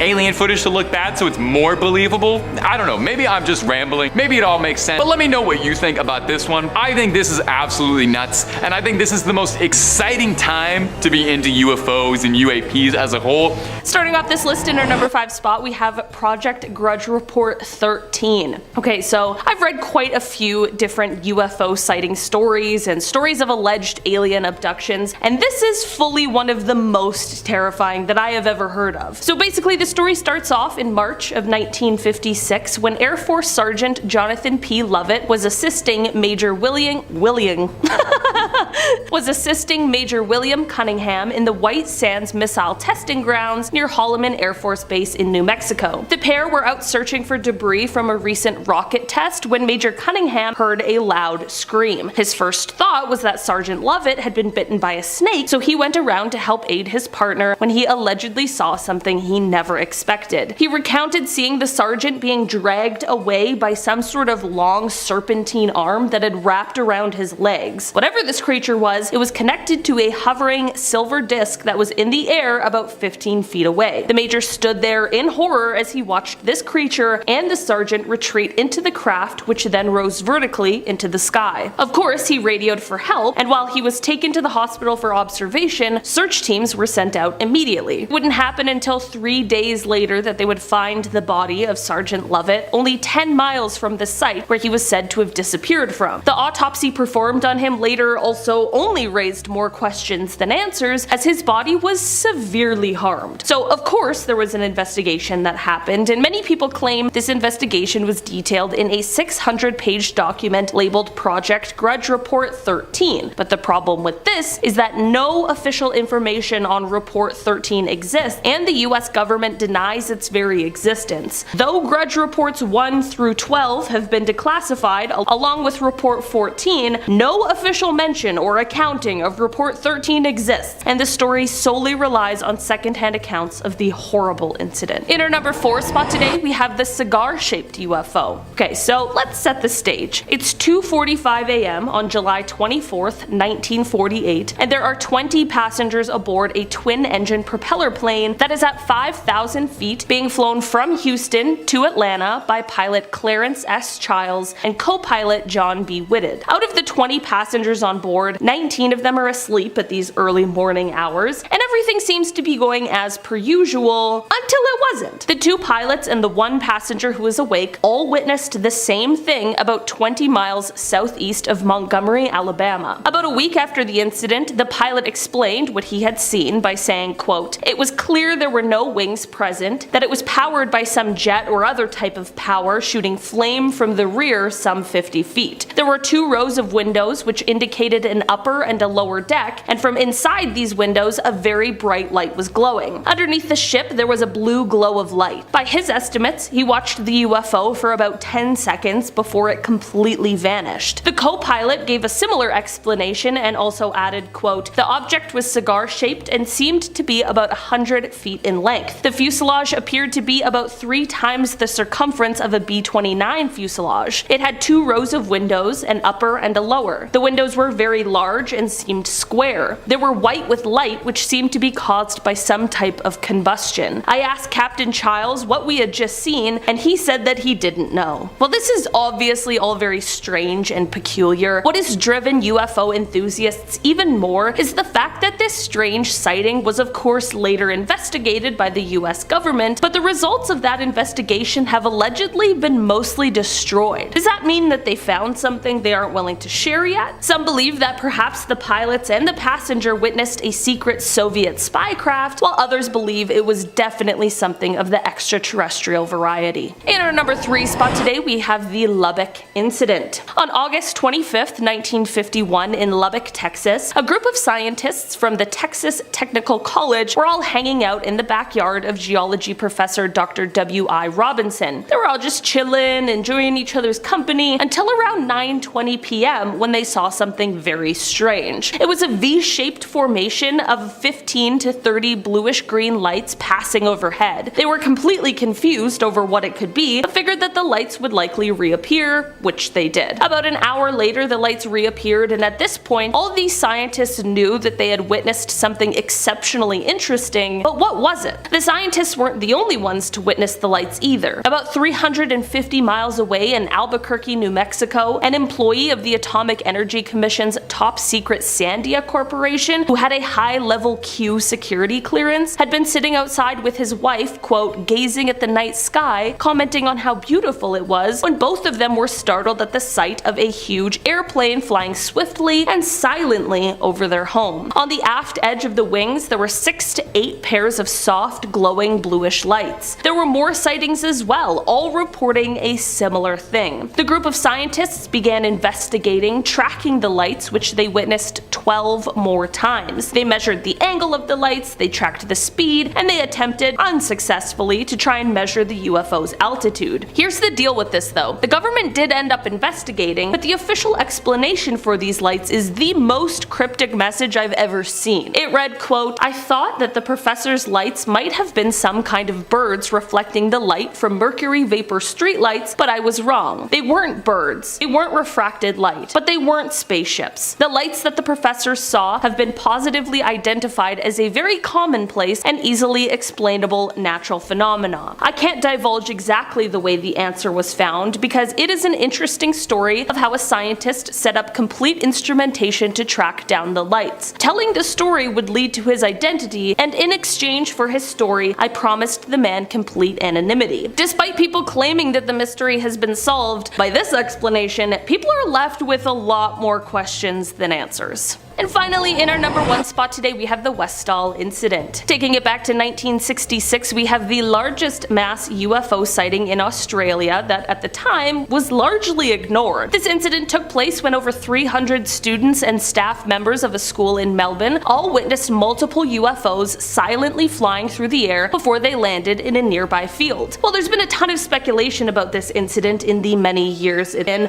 One witness account stands out among the rest, and that is the account made by the science teacher from the school, Andrew Greenwood. He was alerted to the UFO event by a hysterical student, and when he went outside to see for himself, everything changed. Previously a skeptic of UFO stories, Andrew's mind was abruptly changed when he saw, as he described it, a round silver object about the size of a car with a metal rod sticking up in the air. He went on to explain that suddenly 5 planes came and surrounded the object, all while more people were gathering to watch. He called what happened next the most amazing flying he has ever seen, explaining that, quote, "Every time they got too close to the object, it would slowly accelerate, then rapidly accelerate, and then move away from them and stop. Then they would take off after it again, and the same thing would happen." This went on for about 20 minutes before the mysterious object just vanished. As weird as this all was, what was almost weirder was what happened next. Firstly, the headmaster of the school is said to have tried to put a stop to anyone talking about the incident at all, threatening severe punishment to any student or staff who was caught speaking about it, and when the Royal Australian Air Force contacted him, he refused to talk to them at all about it. There have also been stories of witnesses getting visits from people warning them not to speak of the incident. Andrew explained, quote, "When he asked the physical education teacher to describe what she had seen herself so that he could compare it with his own observation, she just wouldn't say anything." Another witness who did talk to Andrew and described what she had seen in great detail, just 30 minutes later refused to speak to him and wouldn't say a word. Was this because of the threats from the headmaster, or was something else going on here? This is definitely one strange UFO story that leaves behind a lot of questions. In 4th place, we had the Alderney UFO sighting. On April 23rd of 2007, Ray Bauer, a 50-year-old pilot with 18 years flying experience, reported seeing a cigar-shaped brilliant white light in the sky. Now, he first thought that it was reflected light from greenhouses on the nearby island of Guernsey, before realizing it was a stationary object, approximately the size of a Boeing 737, at an altitude of around 2,000 feet and at a distance of roughly 40 miles. Bauer said that he approached the light and looked at it through his binoculars. He also said he saw a second object moving in formation with the first set of light, later stating it was around closer to the island of Guernsey. He said the UFO was clearly visual for approximately 9 minutes. After landing in Alderney, Bauer made an official report to the Civil Aviation Authority, labeling the incident as a near miss. He then flew the return leg of his flight to Southampton, but did not see the objects again. By the 25th of April of 2007, the British Ministry of Defence had stated that it would not investigate the reported sighting. Approximately a week after that sighting, the MOD stated the incident had taken place in French airspace, and so it was outside their responsibility. 2 weeks after that, the MOD released information connected with the report, including a statement from a second pilot. The report of the sighting published by the MOD reads in its entirety: first object was bright orange-yellow, there was a gap in light or darker area. Second object was identical. Several passengers on his aircraft had noticed the light, one of whom described it as sunlight colored. In 2021, he said it was a very sharply defined, solid, bright yellow-gold object with a couple of black bands on the side that were kind of shimmering. 2 passengers reported seeing the light to the Evening Standard, one of them describing it as an orange light, kind of like an elongated oval. Patrick Patterson, a pilot from the Channel Islands airline Blue Island, reported that he saw a similarly described object in the same approximate position. It was later reported that this pilot saw an object behind him to his left at around 1,950 feet. One interpretation of this event was that this was an atmospheric phenomenon. Despite the pilot's openness about the incident, the cooperation of the military, and countless eyewitness reports from passengers and people on the ground, the incident remains a total mystery. I'm just saying, there are too many witnesses for this to be anything fake. In third place, we have the Belgian UFO wave. So the Belgian UFO wave began in November of 1989 and peaked with the events of the night of the 30th to the 31st of March 1990. On that night, one unknown object was tracked on radar, and two Belgian Air Force F-16s were sent to investigate, with neither pilot reporting seeing the object. No reports were received from the public on the date, but over the next 2 weeks, reports from 143 people who claimed to have witnessed the object were received, all of them after the event. Over the ensuing months, many others claimed to have witnessed these events as well. Following the incident, the Belgian Air Force released a report detailing the events of that night. Yeah, I'll backtrack, I promise. At around 11 o'clock at night on the 30th of March, the supervisor for the Control Reporting Center, or CRC, at Glans received reports that 3 unusual lights were seen moving towards Thorenby-Gemblou, which lies to the southeast of Brussels. Glans CRC requested that the Wever Gendarmerie send a patrol to confirm the sightings. Approximately 10 minutes later, some reports stated that a second set of lights were seen, moving towards the first triangle. Traffic Center Control tracked one object only on its radar. An order to scramble 2 F-16 fighters from Beauvais Air Base was given. Throughout this time, in reports after the event, some people claimed that the phenomenon was visible from the ground, describing the whole formation as maintaining their relative positions while moving slowly across the sky. And over the next hour, the 2 scrambled F-16s attempted 9 separate interceptions of the target. On 3 occasions, they managed to obtain a radar lock for a few seconds, but these were later shown to be radar locks on each other. After around 12:30 in the morning, radar contact became much more sporadic, and the final confirmed lock took place at around 40 minutes. After midnight. Following several further unconfirmed contacts, the F-16s eventually returned to the base shortly after 1 a.m. Members of the Wever Gendarmerie, who had been sent to confirm the original report, described 4 lights now being arranged in a square formation, all making short, jerky movements before gradually losing their luminosity and disappearing in 4 separate directions at around 1:30. During one of the radar locks, the UFO accelerated from 150 miles per hour to over 1,100 miles per hour, while changing altitude from 9,000 feet to 5,000 feet in a matter of seconds. After his retirement, Major General Wilfred de Bruy wrote in a statement that the Belgian UFO wave was exceptional, and the Air Force could not identify the nature, origin, and intentions of the reported phenomena. The Belgian objects have still never been explained. Look, Air Force folks are the ones to trust in situations like this. They're literally trained on how to recognize aircrafts in the sky. In second place, we have a sighting in Alaska. Japan Airlines cargo flight 1628 was a UFO incident that occurred on November 17th of 1986, involving a Japanese Boeing 747-200F cargo aircraft. I'm learning a lot about planes today. The aircraft was en route from Paris to Narita International Airport, near Tokyo, with a cargo of Beaujolais wine. Wine. Focus, Alexa, focus. Over the Reykjavik to Anchorage section of the flight at around 1711, so place controls case says 511 over eastern Alaska, the crew first witnessed 2 unidentified objects to their left. These abruptly rose from below and closed in to escort the aircraft. Each had 2 rectangular arrays of what appeared to be glowing nozzles or thrusters, though their bodies remained obscured by darkness. When closest, the aircraft's cabin was lit up and the captain could feel their heat on his face. These 2 crafts departed before a third, much larger disc-shaped object started trailing them. Anchorage Air Traffic Control requested an oncoming United Airlines flight to confirm the unidentified traffic, but when it and a military craft sighted plane 1628 at around 10 to 6, no other craft could be distinguished. Captain Terrochi contacted Anchorage Air Traffic Control and requested, a change of course. The UFO followed the plane despite any of the captain's maneuvers. The sighting lasted 50 minutes and ended in the vicinity of Denali. All of the data, including ground radar that captured the unidentified craft, was collected and presented at a meeting with the FBI and the CIA. After reviewing all the material, the government officials decided that this was the first radar recording of a UFO. Yep, I didn't stutter. The government confirmed this. In first place, we have the Shag Harbor UFO incident. So this incident was the reported impact of an unknown large object into waters near Shag Harbor, Nova Scotia, a tiny fishing village on the Atlantic coast, on October 4th of 1967. The reports were investigated by the RCMP, Canadian Coast Guard, the Navy, and the Air Force, as well as the U.S. Condom Committee. I had to research that because I first thought it was like a typo for condom, and I almost busted out laughing. Alrighty. Time for facts. At about 11:20 p.m. Atlantic Daylight Time, at least 11 people saw a low-flying lit object heading towards the harbor. Multiple witnesses reported hearing a whistling sound like, a large kaboom device, and then a whoosh, and then finally a loud bang. While en route to Toronto, while flying over Sherbrooke and St. John, Quebec, at around 3,658 meters from the Halifax International Airport, Air Canada officer Robert Ralph pointed out to Captain Pierre Charbonneau on Flight 305 that there was, something strange out the left side of the aircraft at 7:15 p.m. In his report, the captain reported an object tracking along on a parallel course a few miles away. He described it as a brilliantly lit, rectangular object with a string of smaller lights trailing it. At 7:19 p.m., the pilots noticed a sizable silent explosion near the large object, and 2 minutes later, a second explosion occurred which faded to a blue cloud around the object. Meanwhile, while standing at the wheelhouse of his vessel, Captain Leo Howard Mercy was looking at 4 blips on his Decker radar that were stationary. When he looked up at about 28 kilometers from the vessel's windows, he could see the 4 bright objects situated in a roughly rectangular formation. The entire crew of nearly 20 fishermen stood on deck and watched the object in the northeastern sky. Mercy radioed the Rescue Coordination Center and the harbor master in Halifax, asking for an explanation, and filed a report with the Lunenburg RCMP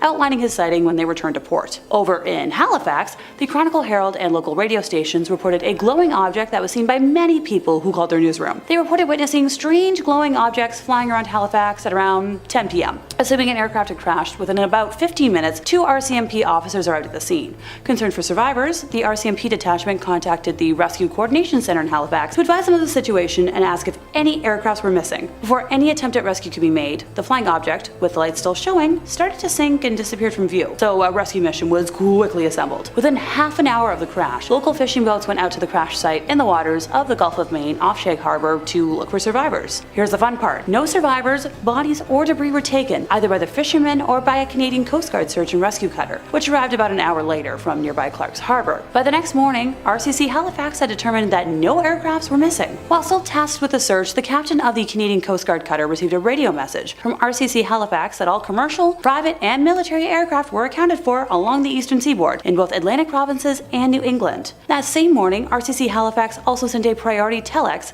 to the Air Desk at Air Force Headquarters in Ottawa, which handled all civilian and military UFO sightings, informing them of the crash and that all conventional explanations such as aircraft, flares, had been dismissed. The object was never officially identified and was therefore referred to as an unidentified flying object in the Government of Canada documents. Yep, that was the name. I'm just going to repeat this.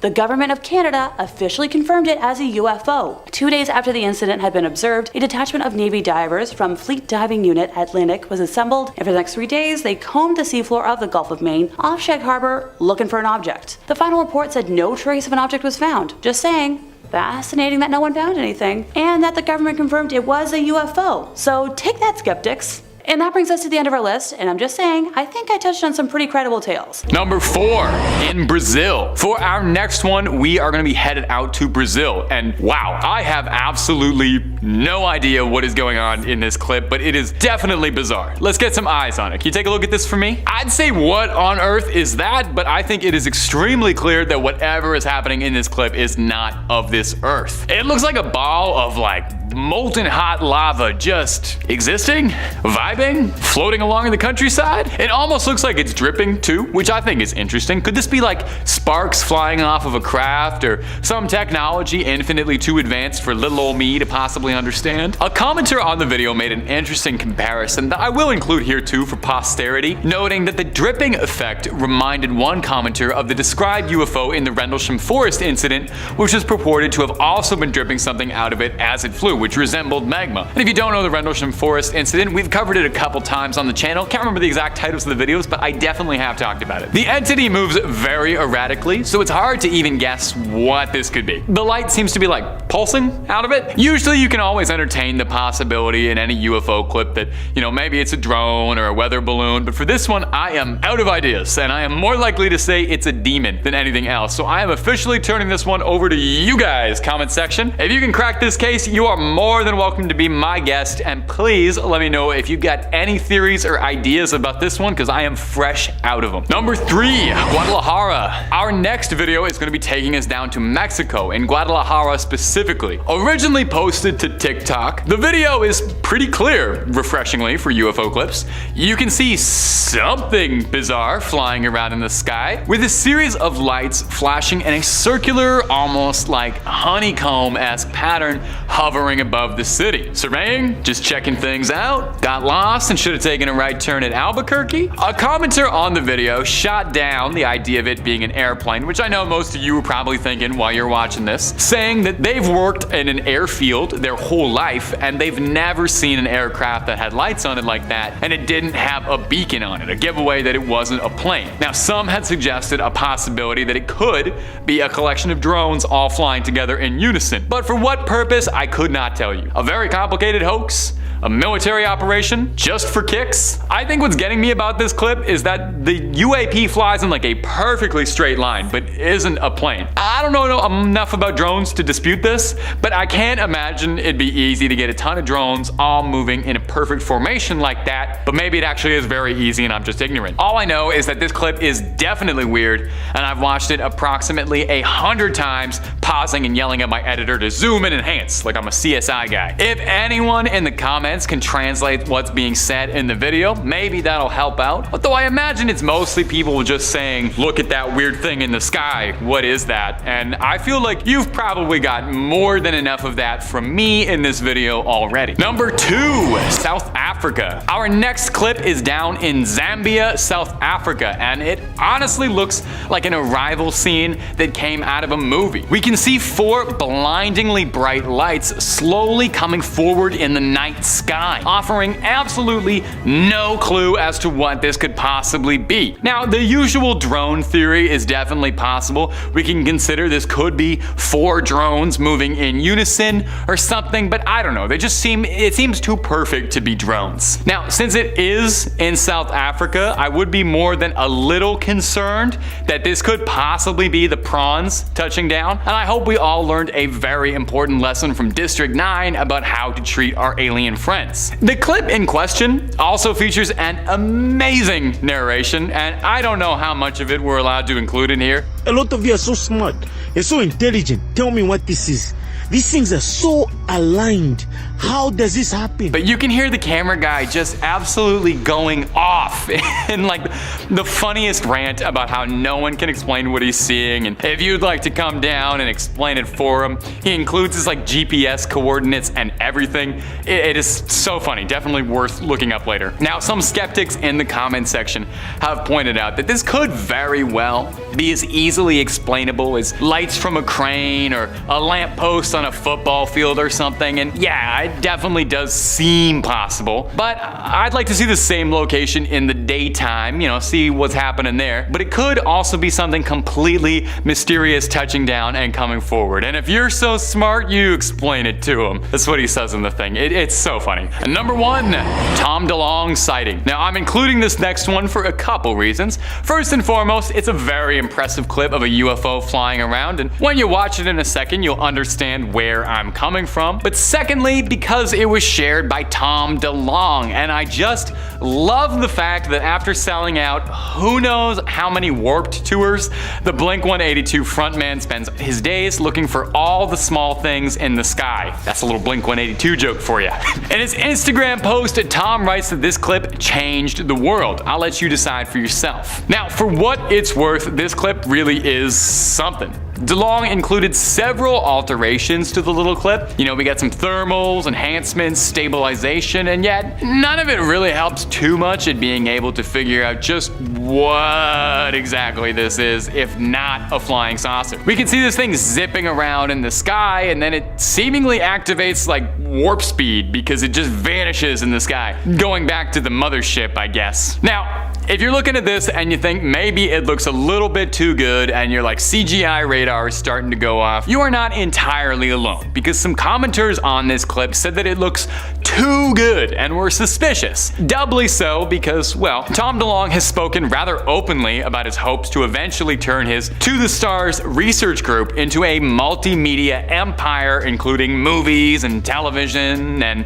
all sorts of stories to broadcast the truth. So it wouldn't be completely completely inconceivable that perhaps this could be faked. Although if you really did see a UFO, wouldn't it look fake to your eyes, you know? It would look like something literally out of this world, and your brain would probably be scrambling a bit trying to make any sense of it whatsoever. One has to wonder, do you think there's ever been any like totally genuine UFO footage that has been dismissed and labeled as fake CGI because it just looks too perfect? Like imagine we finally find aliens and we just dismiss them. In fifth place, we have the Hudson Valley UFO wave. So between 1982 and 1986, around 5,000 eyewitnesses reported seeing V-shaped UFOs with multicolored lights flying near the Hudson Valley, just about an hour north of New York City. So the first sighting was made on New Year's Eve of 1982 by a retired police officer in Kent, New York, who originally thought that he was observing an airplane. And hey, it's New Year's Eve. Make of that what you will. When the craft passed above his home, he realized that it was moving far too slowly and quietly to actually be a plane. So while most of the eyewitnesses described a slow-moving V-shaped UFO, other reports said the object appeared to be circular and capable of moving at fantastic speeds or disappearing altogether. Dennis Sant, a husband and father of 5 who had worked in local government for 17 years, described it as a very large object made of very dark gray, metallic, and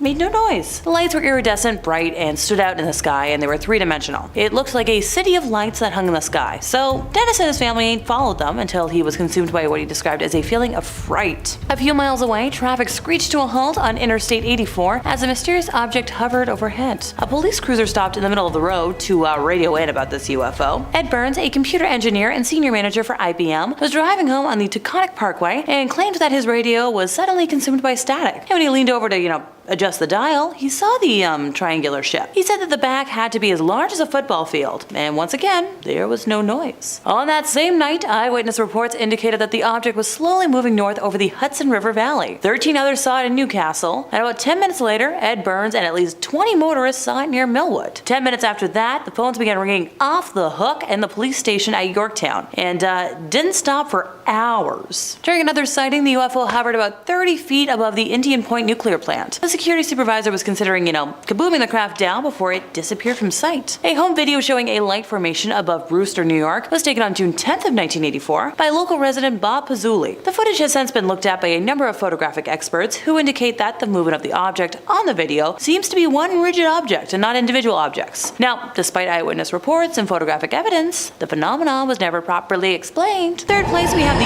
Go Faster video. So this video, uploaded by the UFO Investigative Group to the STARS Academy of Arts and Sciences in March of 2018, was secured by a Freedom of Information Act request to the US government. So this video was taken in 2015 just off the East Coast by an FA-18F fighter jet, you try saying that 5 times fast, using the aircraft's onboard Raytheon AN/ASQ-228 Advanced Targeting Forward-Looking Infrared Pod, also known as ATF-LIR. I'll pretend I know what a lot of that means scientifically speaking, but a lot of big plain words. I know myself too well, I'll trip over my tongue if I try saying that more than once, so we're just gonna call it ATF. So ATF is designed to allow pilots to track, target, and destroy targets on the ground at ranges of up to 40 miles. It should be noted though that it's good at spotting, but not like engaging aerial targets. Alright, the video. So it's been nicknamed Go Fast by To The Stars, and it starts by explaining the various numbers and symbols that appear in the footage. Stuff like, the aircraft's altitude, which was around 25,000 feet, and the fact that the ATF was pointed ahead and to the left of the Super Hornet. The readout also explains that the aircraft was traveling at 252 knots and in a 5-degree turn, and the unknown object was approximately 4.4 nautical miles away. The video shows the Super Hornet's weapons system operator repeatedly trying to acquire the UFO with the ATF's built-in auto tracker, which apparently can pick out an object and keep it centered on camera. After 2 tries, the weapons system officer, or WSO, shouts, "Whoa, got it," to which another person, assumed to be the pilot, says, "Woohoo, whoa, what the bleep is that thing?" the pilot asks. The WSO later says, "Oh my gosh, dude," to which the pilot replies, "Whoa, what is that, man?" Now, I know, this is where you skeptics start asking, but Alexa, how is this unknown object different from weird government aircrafts we don't know about? Well, alright. Allow me to explain, skeptics, since that's the whole point of this. For starters, the UFO does not have any kind of hot exhaust trail that would be emitted by a conventional turbine engine, so it doesn't really emit any heat on the sensor. And secondly, it doesn't have any visible wings or fins. So through my research, I've learned that even cruise missiles, such as the American Tomahawk or Russian Kbur, have small winglets that should be visible, and other missiles, such as the Maverick anti-task missile, still have stubby little fins. This UFO appears oval-like and does not appear to fly nose first in the direction of any kind of travel. So once again, this was a video hidden and released by the government. Hello, side-eye. In second place, we have the Westall UFO. So time to travel back to 2 days before my mom was born, so around 11 a.m. on April 6th of 1966, when an unexplained flying object flew around Westall High School in Melbourne, Australia. So Mr. Greenwood was teaching his Year 9 science class when a girl ran into the classroom, showing that there were flying saucers hovering over the football field. The teacher and his students rushed outside, where they joined around 500 students, teachers, and locals. What he saw was an unidentified aerial craft that was the shape one would see if you had, like a saucer, slightly tipped on its side so that you saw the middle section as thicker than the ends. According to him, it performed several different actions, including hovering at different times, able to accelerate and disappear out of sight before reappearing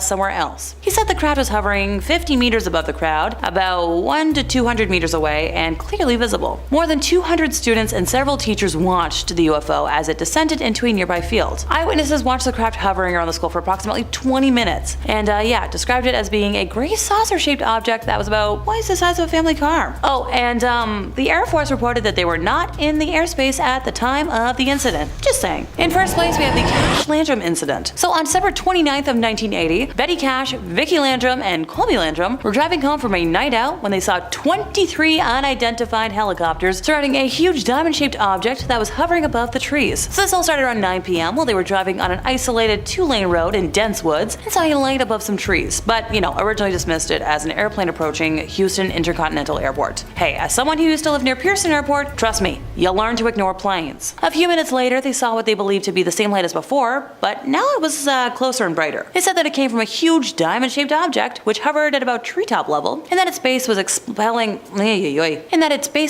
flame and emitting significant heat. So Vicky told Betty to stop the car, fearing they would be burned if they got closer, and both ladies originally got out of the car to examine the object, but Colby was terrified. So Vicky returned to the car to comfort him, while Betty stayed outside and was mesmerized by the bizarre sight. The object has been described as intensely bright and a dull metallic silver, once again shaped like a huge upright diamond, about the size of a water tower, with its top and bottom cut off so that they were flat rather than pointed. Small blue lights ringed the center, and periodically over the next few minutes, flames shot out of the bottom, flaring outward to create the effect of a large cone. So picture that. Every time the fire dissipated though, the UFO floated a few feet more down the road. But when the flames blasted out again, the object kept moving. So Betty said she had to use her coat to protect her hand from being burned by the door handle when she finally got back into the car. When she touched the dashboard, Vicky claimed her hand pressed into the softened vinyl, leaving an imprint that was evident weeks later. Investigators did cite it as proof of their account, but sadly the photos have not made their way to the internet. The group said that the object then ascended over the treetops and rose higher in the sky, and that a group of helicopters approached it, surrounding it in tight formation. Like I mentioned before, the ladies counted 23 helicopters and later identified some of them as ones used by military forces worldwide. With the road now clear, Betty says she drove on, claiming to see glimpses of the object and the helicopters receding into the distance. And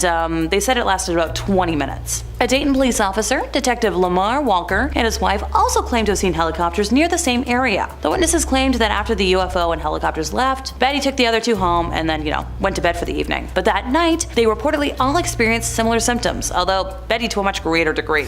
They claimed that they suffered from nausea, vomiting, diarrhea, generalized weakness, and a burning sensation in their eyes. Also, really bad sunburn, which, ouch. Betty developed painful blisters on her skin, lost clumps of hair, and was unable to walk. She was released from a local hospital after 12 days, although her condition wasn't super better, and she later returned to hospital for another 15 days. The Landrums' health was somewhat better, although they did suffer from that lingering weakness, skin sores, and hair loss. The duo of ladies sued the US government for $20 million, and testimony of officials from NASA, the Air Force, and the Army and Navy were given. But on August 21st of 1986, a US district court judge dismissed their case, noting that they hadn't really proved that the helicopters were associated with the US federal government, and that military officials had testified that the US Armed Forces didn't really have a large diamond-shaped aircraft in their possession. And seeing as no government agency whatsoever possessed an aircraft resembling this UFO, the case was dismissed. Well then, thanks for proving that this craft, whatever the heck it was, wasn't of earthly origin. And that brings us to the end of today's installment, and if I missed anything egregious, I'd recommend checking out part 1 before, letting me know down in the comments. I swear, every time I talk about UFOs, I learn something new. Heck, just today I learned that former US President Barack Obama confirmed that the government has footage of things they don't understand that they aren't releasing anytime soon, even though I wish they would. Number 5, Kansas City.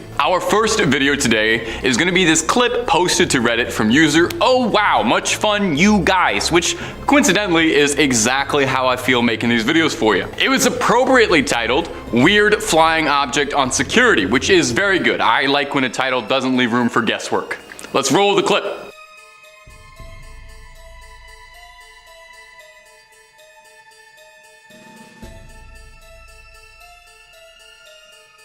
You see that? It's pretty impossible not to. We'll roll it again just in case you didn't. You can see what looks like an alien mothership sneaking into the frame. Now, if you saw that and your jaw's open and you're looking for a little bit of context, our dear original poster provided some. There was no sound at all, and it was cold, so no bugs were making noise either. It wasn't as high as a plane would have been. My next thought was that it was drones, but this would have to have been very elaborate because there was 50 to 100 objects and there were no lights. These objects were solid gray with a matte finish and they didn't seem shiny at all. The best way I can describe what I saw was about 50 to 100 gray square objects that were moving in a grid-like fashion, like silky fabric. The way they moved was similar to Aurora Borealis, centralized entirely within this doorstep. My wife and I were so dumbfounded by it all, we would have thought we were insane until we saw this thread. So what do you think, my noble viewers?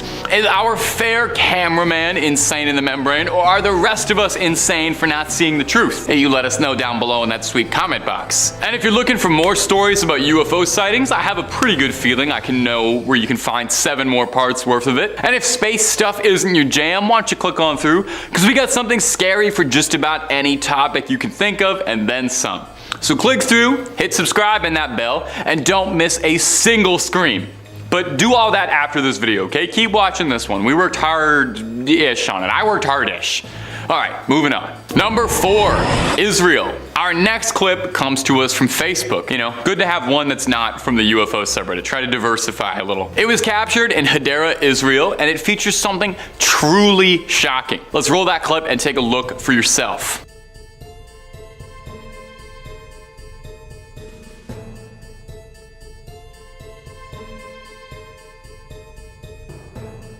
You see it? It was kind of hard not to. Up in the sky, we could see something that does not look like it came from this world, even remotely.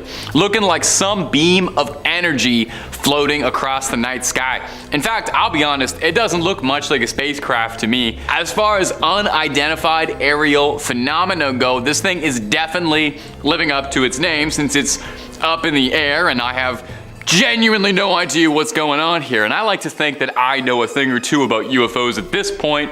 I've watched 35 hours worth of clips of them. Some commenters on the clip suggested that maybe this intense pattern of lights could be something on a building, like a neon advertisement for like a casino or something, which I suppose could make sense, but I don't know many billboards that advertise with crazy cool patterns like this. Looks more like a flux capacitor than anything else. I don't really think it's an alien ship either though. I gotta be honest, I really have no idea what this is, totally stumped. Could this be a sign of another life, something more powerful than we could possibly understand, manifesting itself in the sky? You know, is this a thunder god kind of deal? Is there a simple explanation for what's causing all of this? Is it just CGI? You let me know what you think about this one sincerely while I keep studying this clip over and over again, just hopelessly confused, hoping desperately to get a new piece of information here. Number 3, Montreal. Our next video comes to us from a truck driver from Montreal, which is maybe why I'm including this video out of a sense of some national pride. The clip was posted to Reddit really without much context. The only thing provided is that our sweet driver swears that whatever it was they saw, they were absolutely certain it's not a kite or a balloon, which was gonna be my first 2 guesses, so cross them off. Let's roll the clip and see if you agree.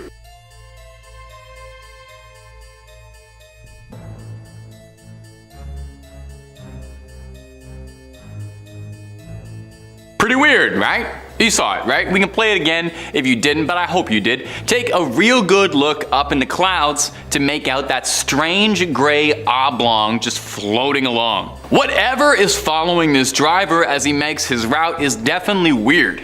It's got no flashing lights or no quick dashes to hyperspeed, but it's not really got the silhouette of an aerial vehicle. It doesn't look like a plane or a drone or anything. At first glance, it does make some sense why you might think it's a balloon. Definitely a lot of people on Reddit thought it might have been a balloon. There were also several Redditors who, when the clip was posted, argued that this was a border patrol blimp, which I had never seen one before. So if you're seeing one for the first time as well, let me introduce one of the silliest shapes we've ever put inside the sky. What did I just call it? A border patrol blimp? Ridiculous looking thing. So what do we think out there, my top 5 scary gang? Is this clip full of hot air? Or could this be a sign of some unknown visitors in the sky telling us that we should keep on trucking? Our next clip, number 2. Rome. Our next clip comes to us from Reddit as well. It's a very short clip, but hey, sometimes the short ones are the best ones, you know? Keep it short and sweet and all that. Let's let the clip do the talking here, and let's roll that clip. We liking this? We liking the roll thing?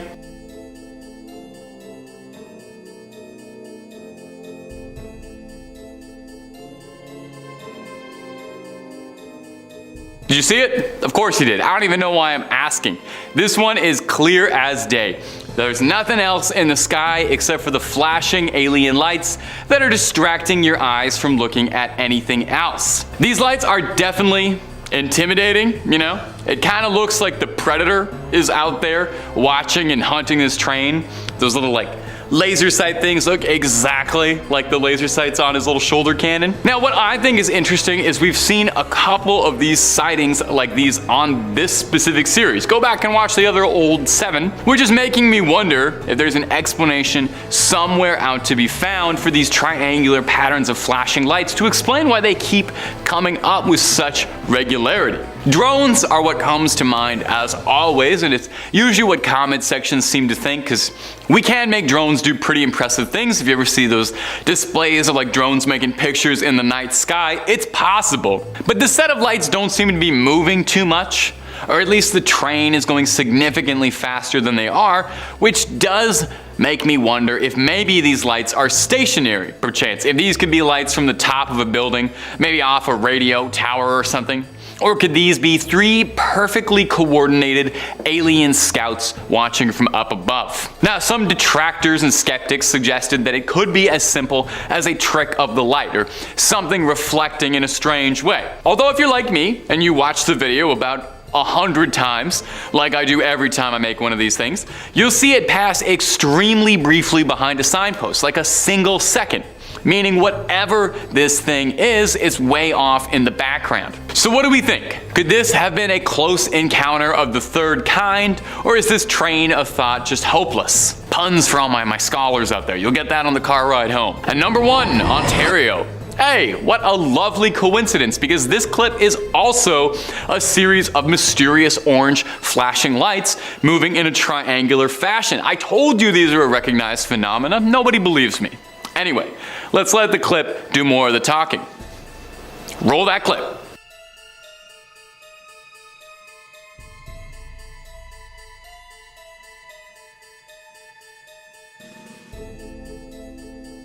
Did you see it?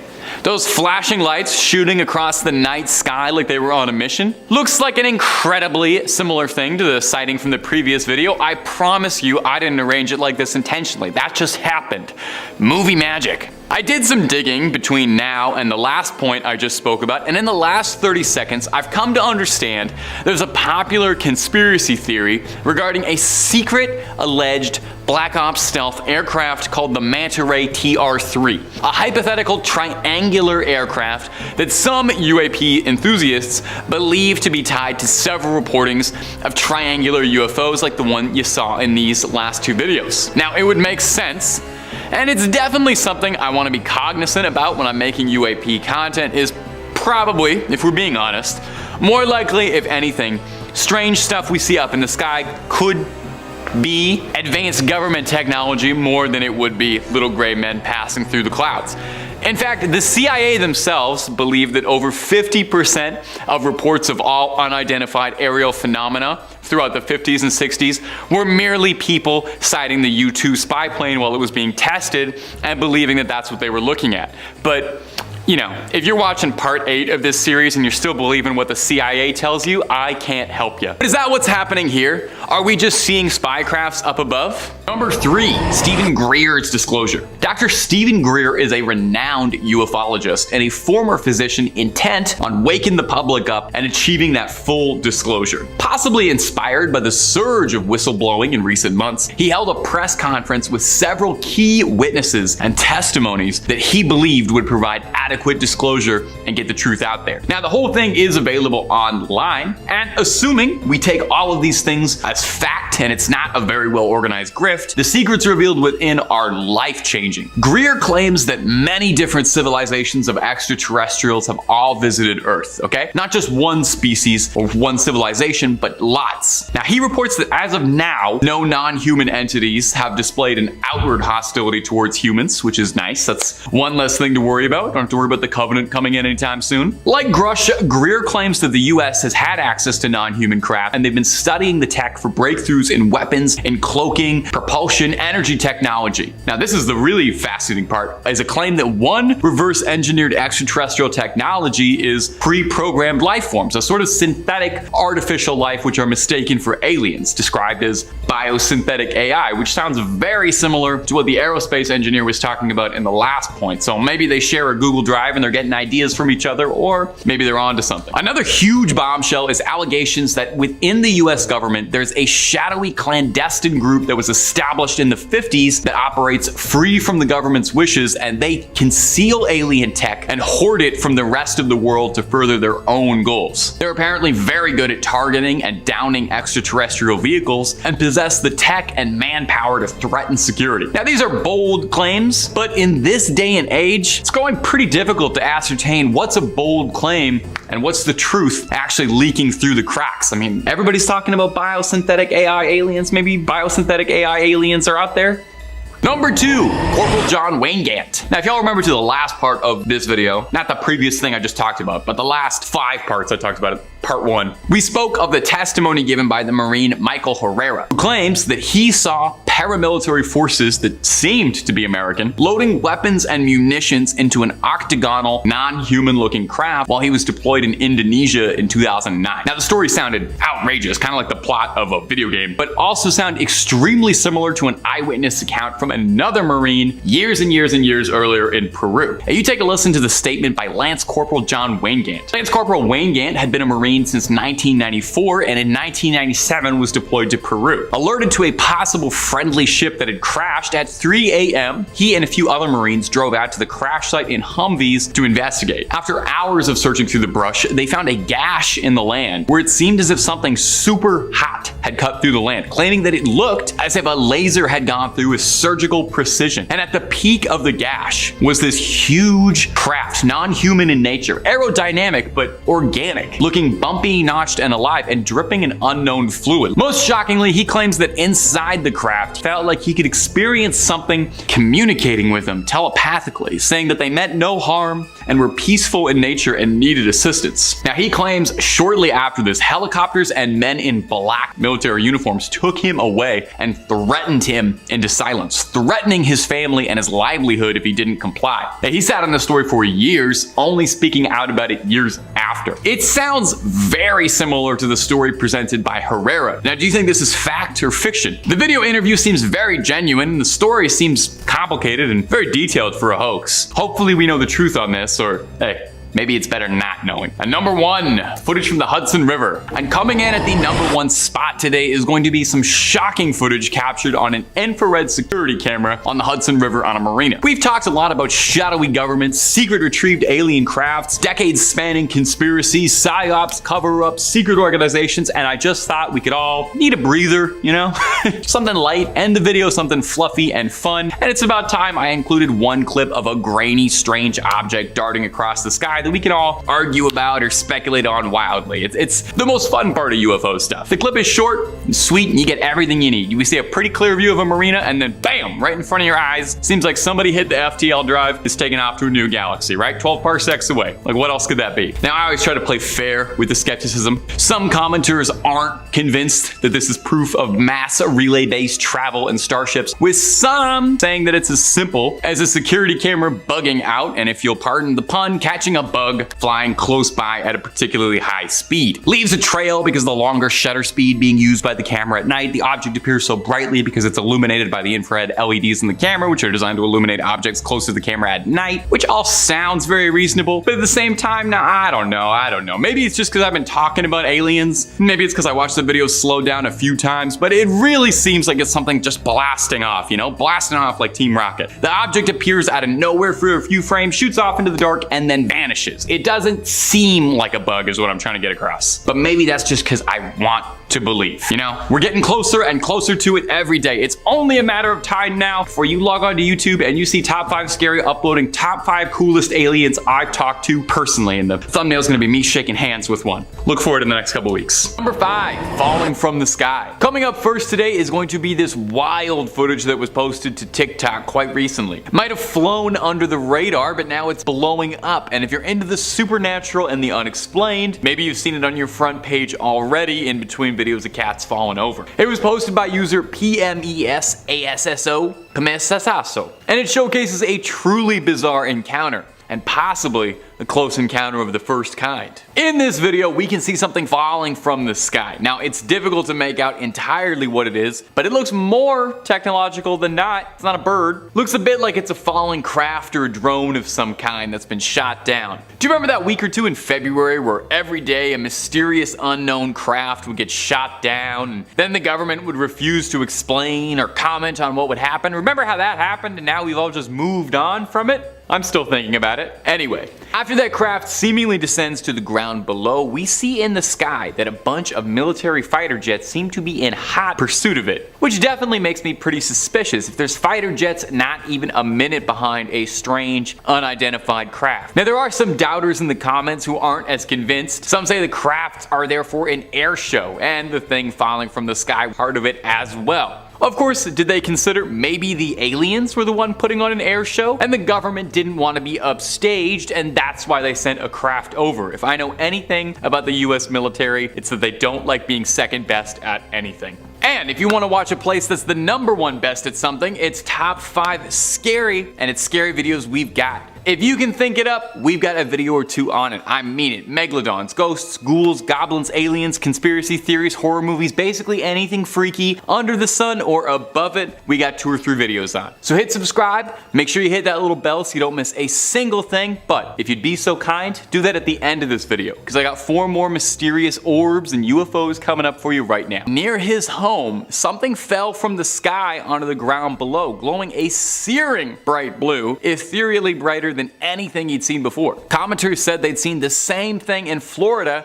where the uploader lived. News reported that it was a meteor, but Daniel claims that it goes much deeper than that. He claims that the next day he tracked the crash site of the meteor and discovered what seemed to be a government operation cleaning the possible crash site, filming some feds standing around with their thumbs in their pockets on the beach. From there, Daniel claims that a mysterious man in a suit was on his front lawn filming his house and him when he got home, and he didn't look like he was from the housing authority. Eerie.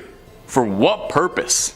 We don't know. Now, as fantastical as this video is, I'm always more than a little weary to believe something from TikTok, just because the app is very, very easy for anyone to edit content with, and this video is literally 3 disconnected shots clipped together. I know I'm a man on the internet telling you to believe things, but I think you should always be incredibly rational and skeptical and take everything with a grain of salt, and there's nothing to suggest that these 3 things were even taken by the same camera. Now, the meteor in Florida is real. That happened on April 13th, 2021, so jot that down, that did happen. But the thing that's really holding me back about this clip, and the reason I find it more skeptical than I believe it, is because the mysterious agent at the end of the video is wearing a suit that doesn't quite fit him. I thought they were the men in black, not the men in the dress for less at Ross's summer collection. Bet you didn't know I could go there. Number 2, what's on the moon? And coming in next today is going to be this incredibly weird clip posted to TikTok recently by a user going by the name of Larry Liu. Now, this is one of the stranger supernatural UFO clips I've seen in a few minutes. You'll see why in a few seconds. You'll definitely want to see this. In this strange clip, we can see something filming something bizarre that seems to be orbiting the moon. We can see some unknown objects flying around our moon, getting a little too close for comfort. That's our moon. Is that our own technology? Are these man-made satellites, or are these scouts, drones, or something else not of this world? Now, before we really put our tinfoil hats on and get wild with the speculating, we need to talk about the zoom in and the quality on this camera. I am inclined to believe that this guy works for NASA because he seems to have the James Webb telescope in his back pocket. I have watched innumerable, countless UFO clips for work, and I have literally never seen a clip this high quality. I was salivating watching this. I can't even talk about the alien stuff because I'm too busy focusing on the pixels in this thing. You can make out the footprints on the surface of the moon. You can see Neil Armstrong's size 13 on the dust. You're telling me this guy shot this on his phone? Why is this man not filming every single supernatural occurrence on this planet? If we set this guy up in the woods, we would have Bigfoot, Mothman, the Loch Ness, all that proven, disproven within an afternoon. I need to take 5. I need a drink. Okay, I'm good. Back to the original video. Most people in the comments were like me, solely focusing on the incredible lens on this user's iPhone. A few people suggested that that could be the American flag from the surface of the moon. I find that a bit unlikely, but I don't know enough about moons to disprove that. So what could it be? Let me know down below in the comments, or hey, feel free to just continue to comment on how impressive the camera zoom is. What is he working with there? What am I working with? I don't know. Number 1, crop circles. I didn't need to say it like that. Coming up last on our list of UFO sightings we just can't wrap our noggins around is this footage that was taken in 1989. Now, I know the title says 2023, but if you really squint, 1989, 2023, I don't know, they look exactly the same to me. It might be a vintage, but that just means the high strangeness has been aged to perfection. Don't dismiss it till you get your eyes on it. It looks like an excerpt of a documentary about aliens and UFOs of some kind, sort of like what you're watching now, but bet the guy hosting this isn't even half as charming. In the video, clear as day, we can see 2 strange, small, metallic spheres racing around a farmstead, glowing bright against the shroud of the night sky. They seem diligently at work, creating an intricate pattern below in the fields. Some sort of circle in the crop, an almost crop circle, if you will. I feel like crop circles kind of fell out of vogue in alien culture, which is a shame. I think they're very cool and fun. They always make me think of the underrated M. Night picture, Signs. I know some people hate that movie, but I thought otherwise. Anyway, I guess our parents were much more frightened by flattened designs and bits of grain and cereal, and we just don't feel the same way. But I, for one, want to bring it back. I want to bring crop circle culture back. Now, this clip is pretty remarkable. Some say it almost looks too good, and there's been a raging debate in the UFO and alien community as to whether or not this was a real clip or a very well engineered hoax for darn near 30 years now. Detractors argue that it's CGI, while believers state that the CGI would be too advanced for the time. I mean, most CGI around this era looked like Reboot, you know? Not to besmirch Reboot, but come on. Well, we probably won't find the answer today to whether or not it's a hoax or not, because only you can truly decide that, okay? The truth is out there for you.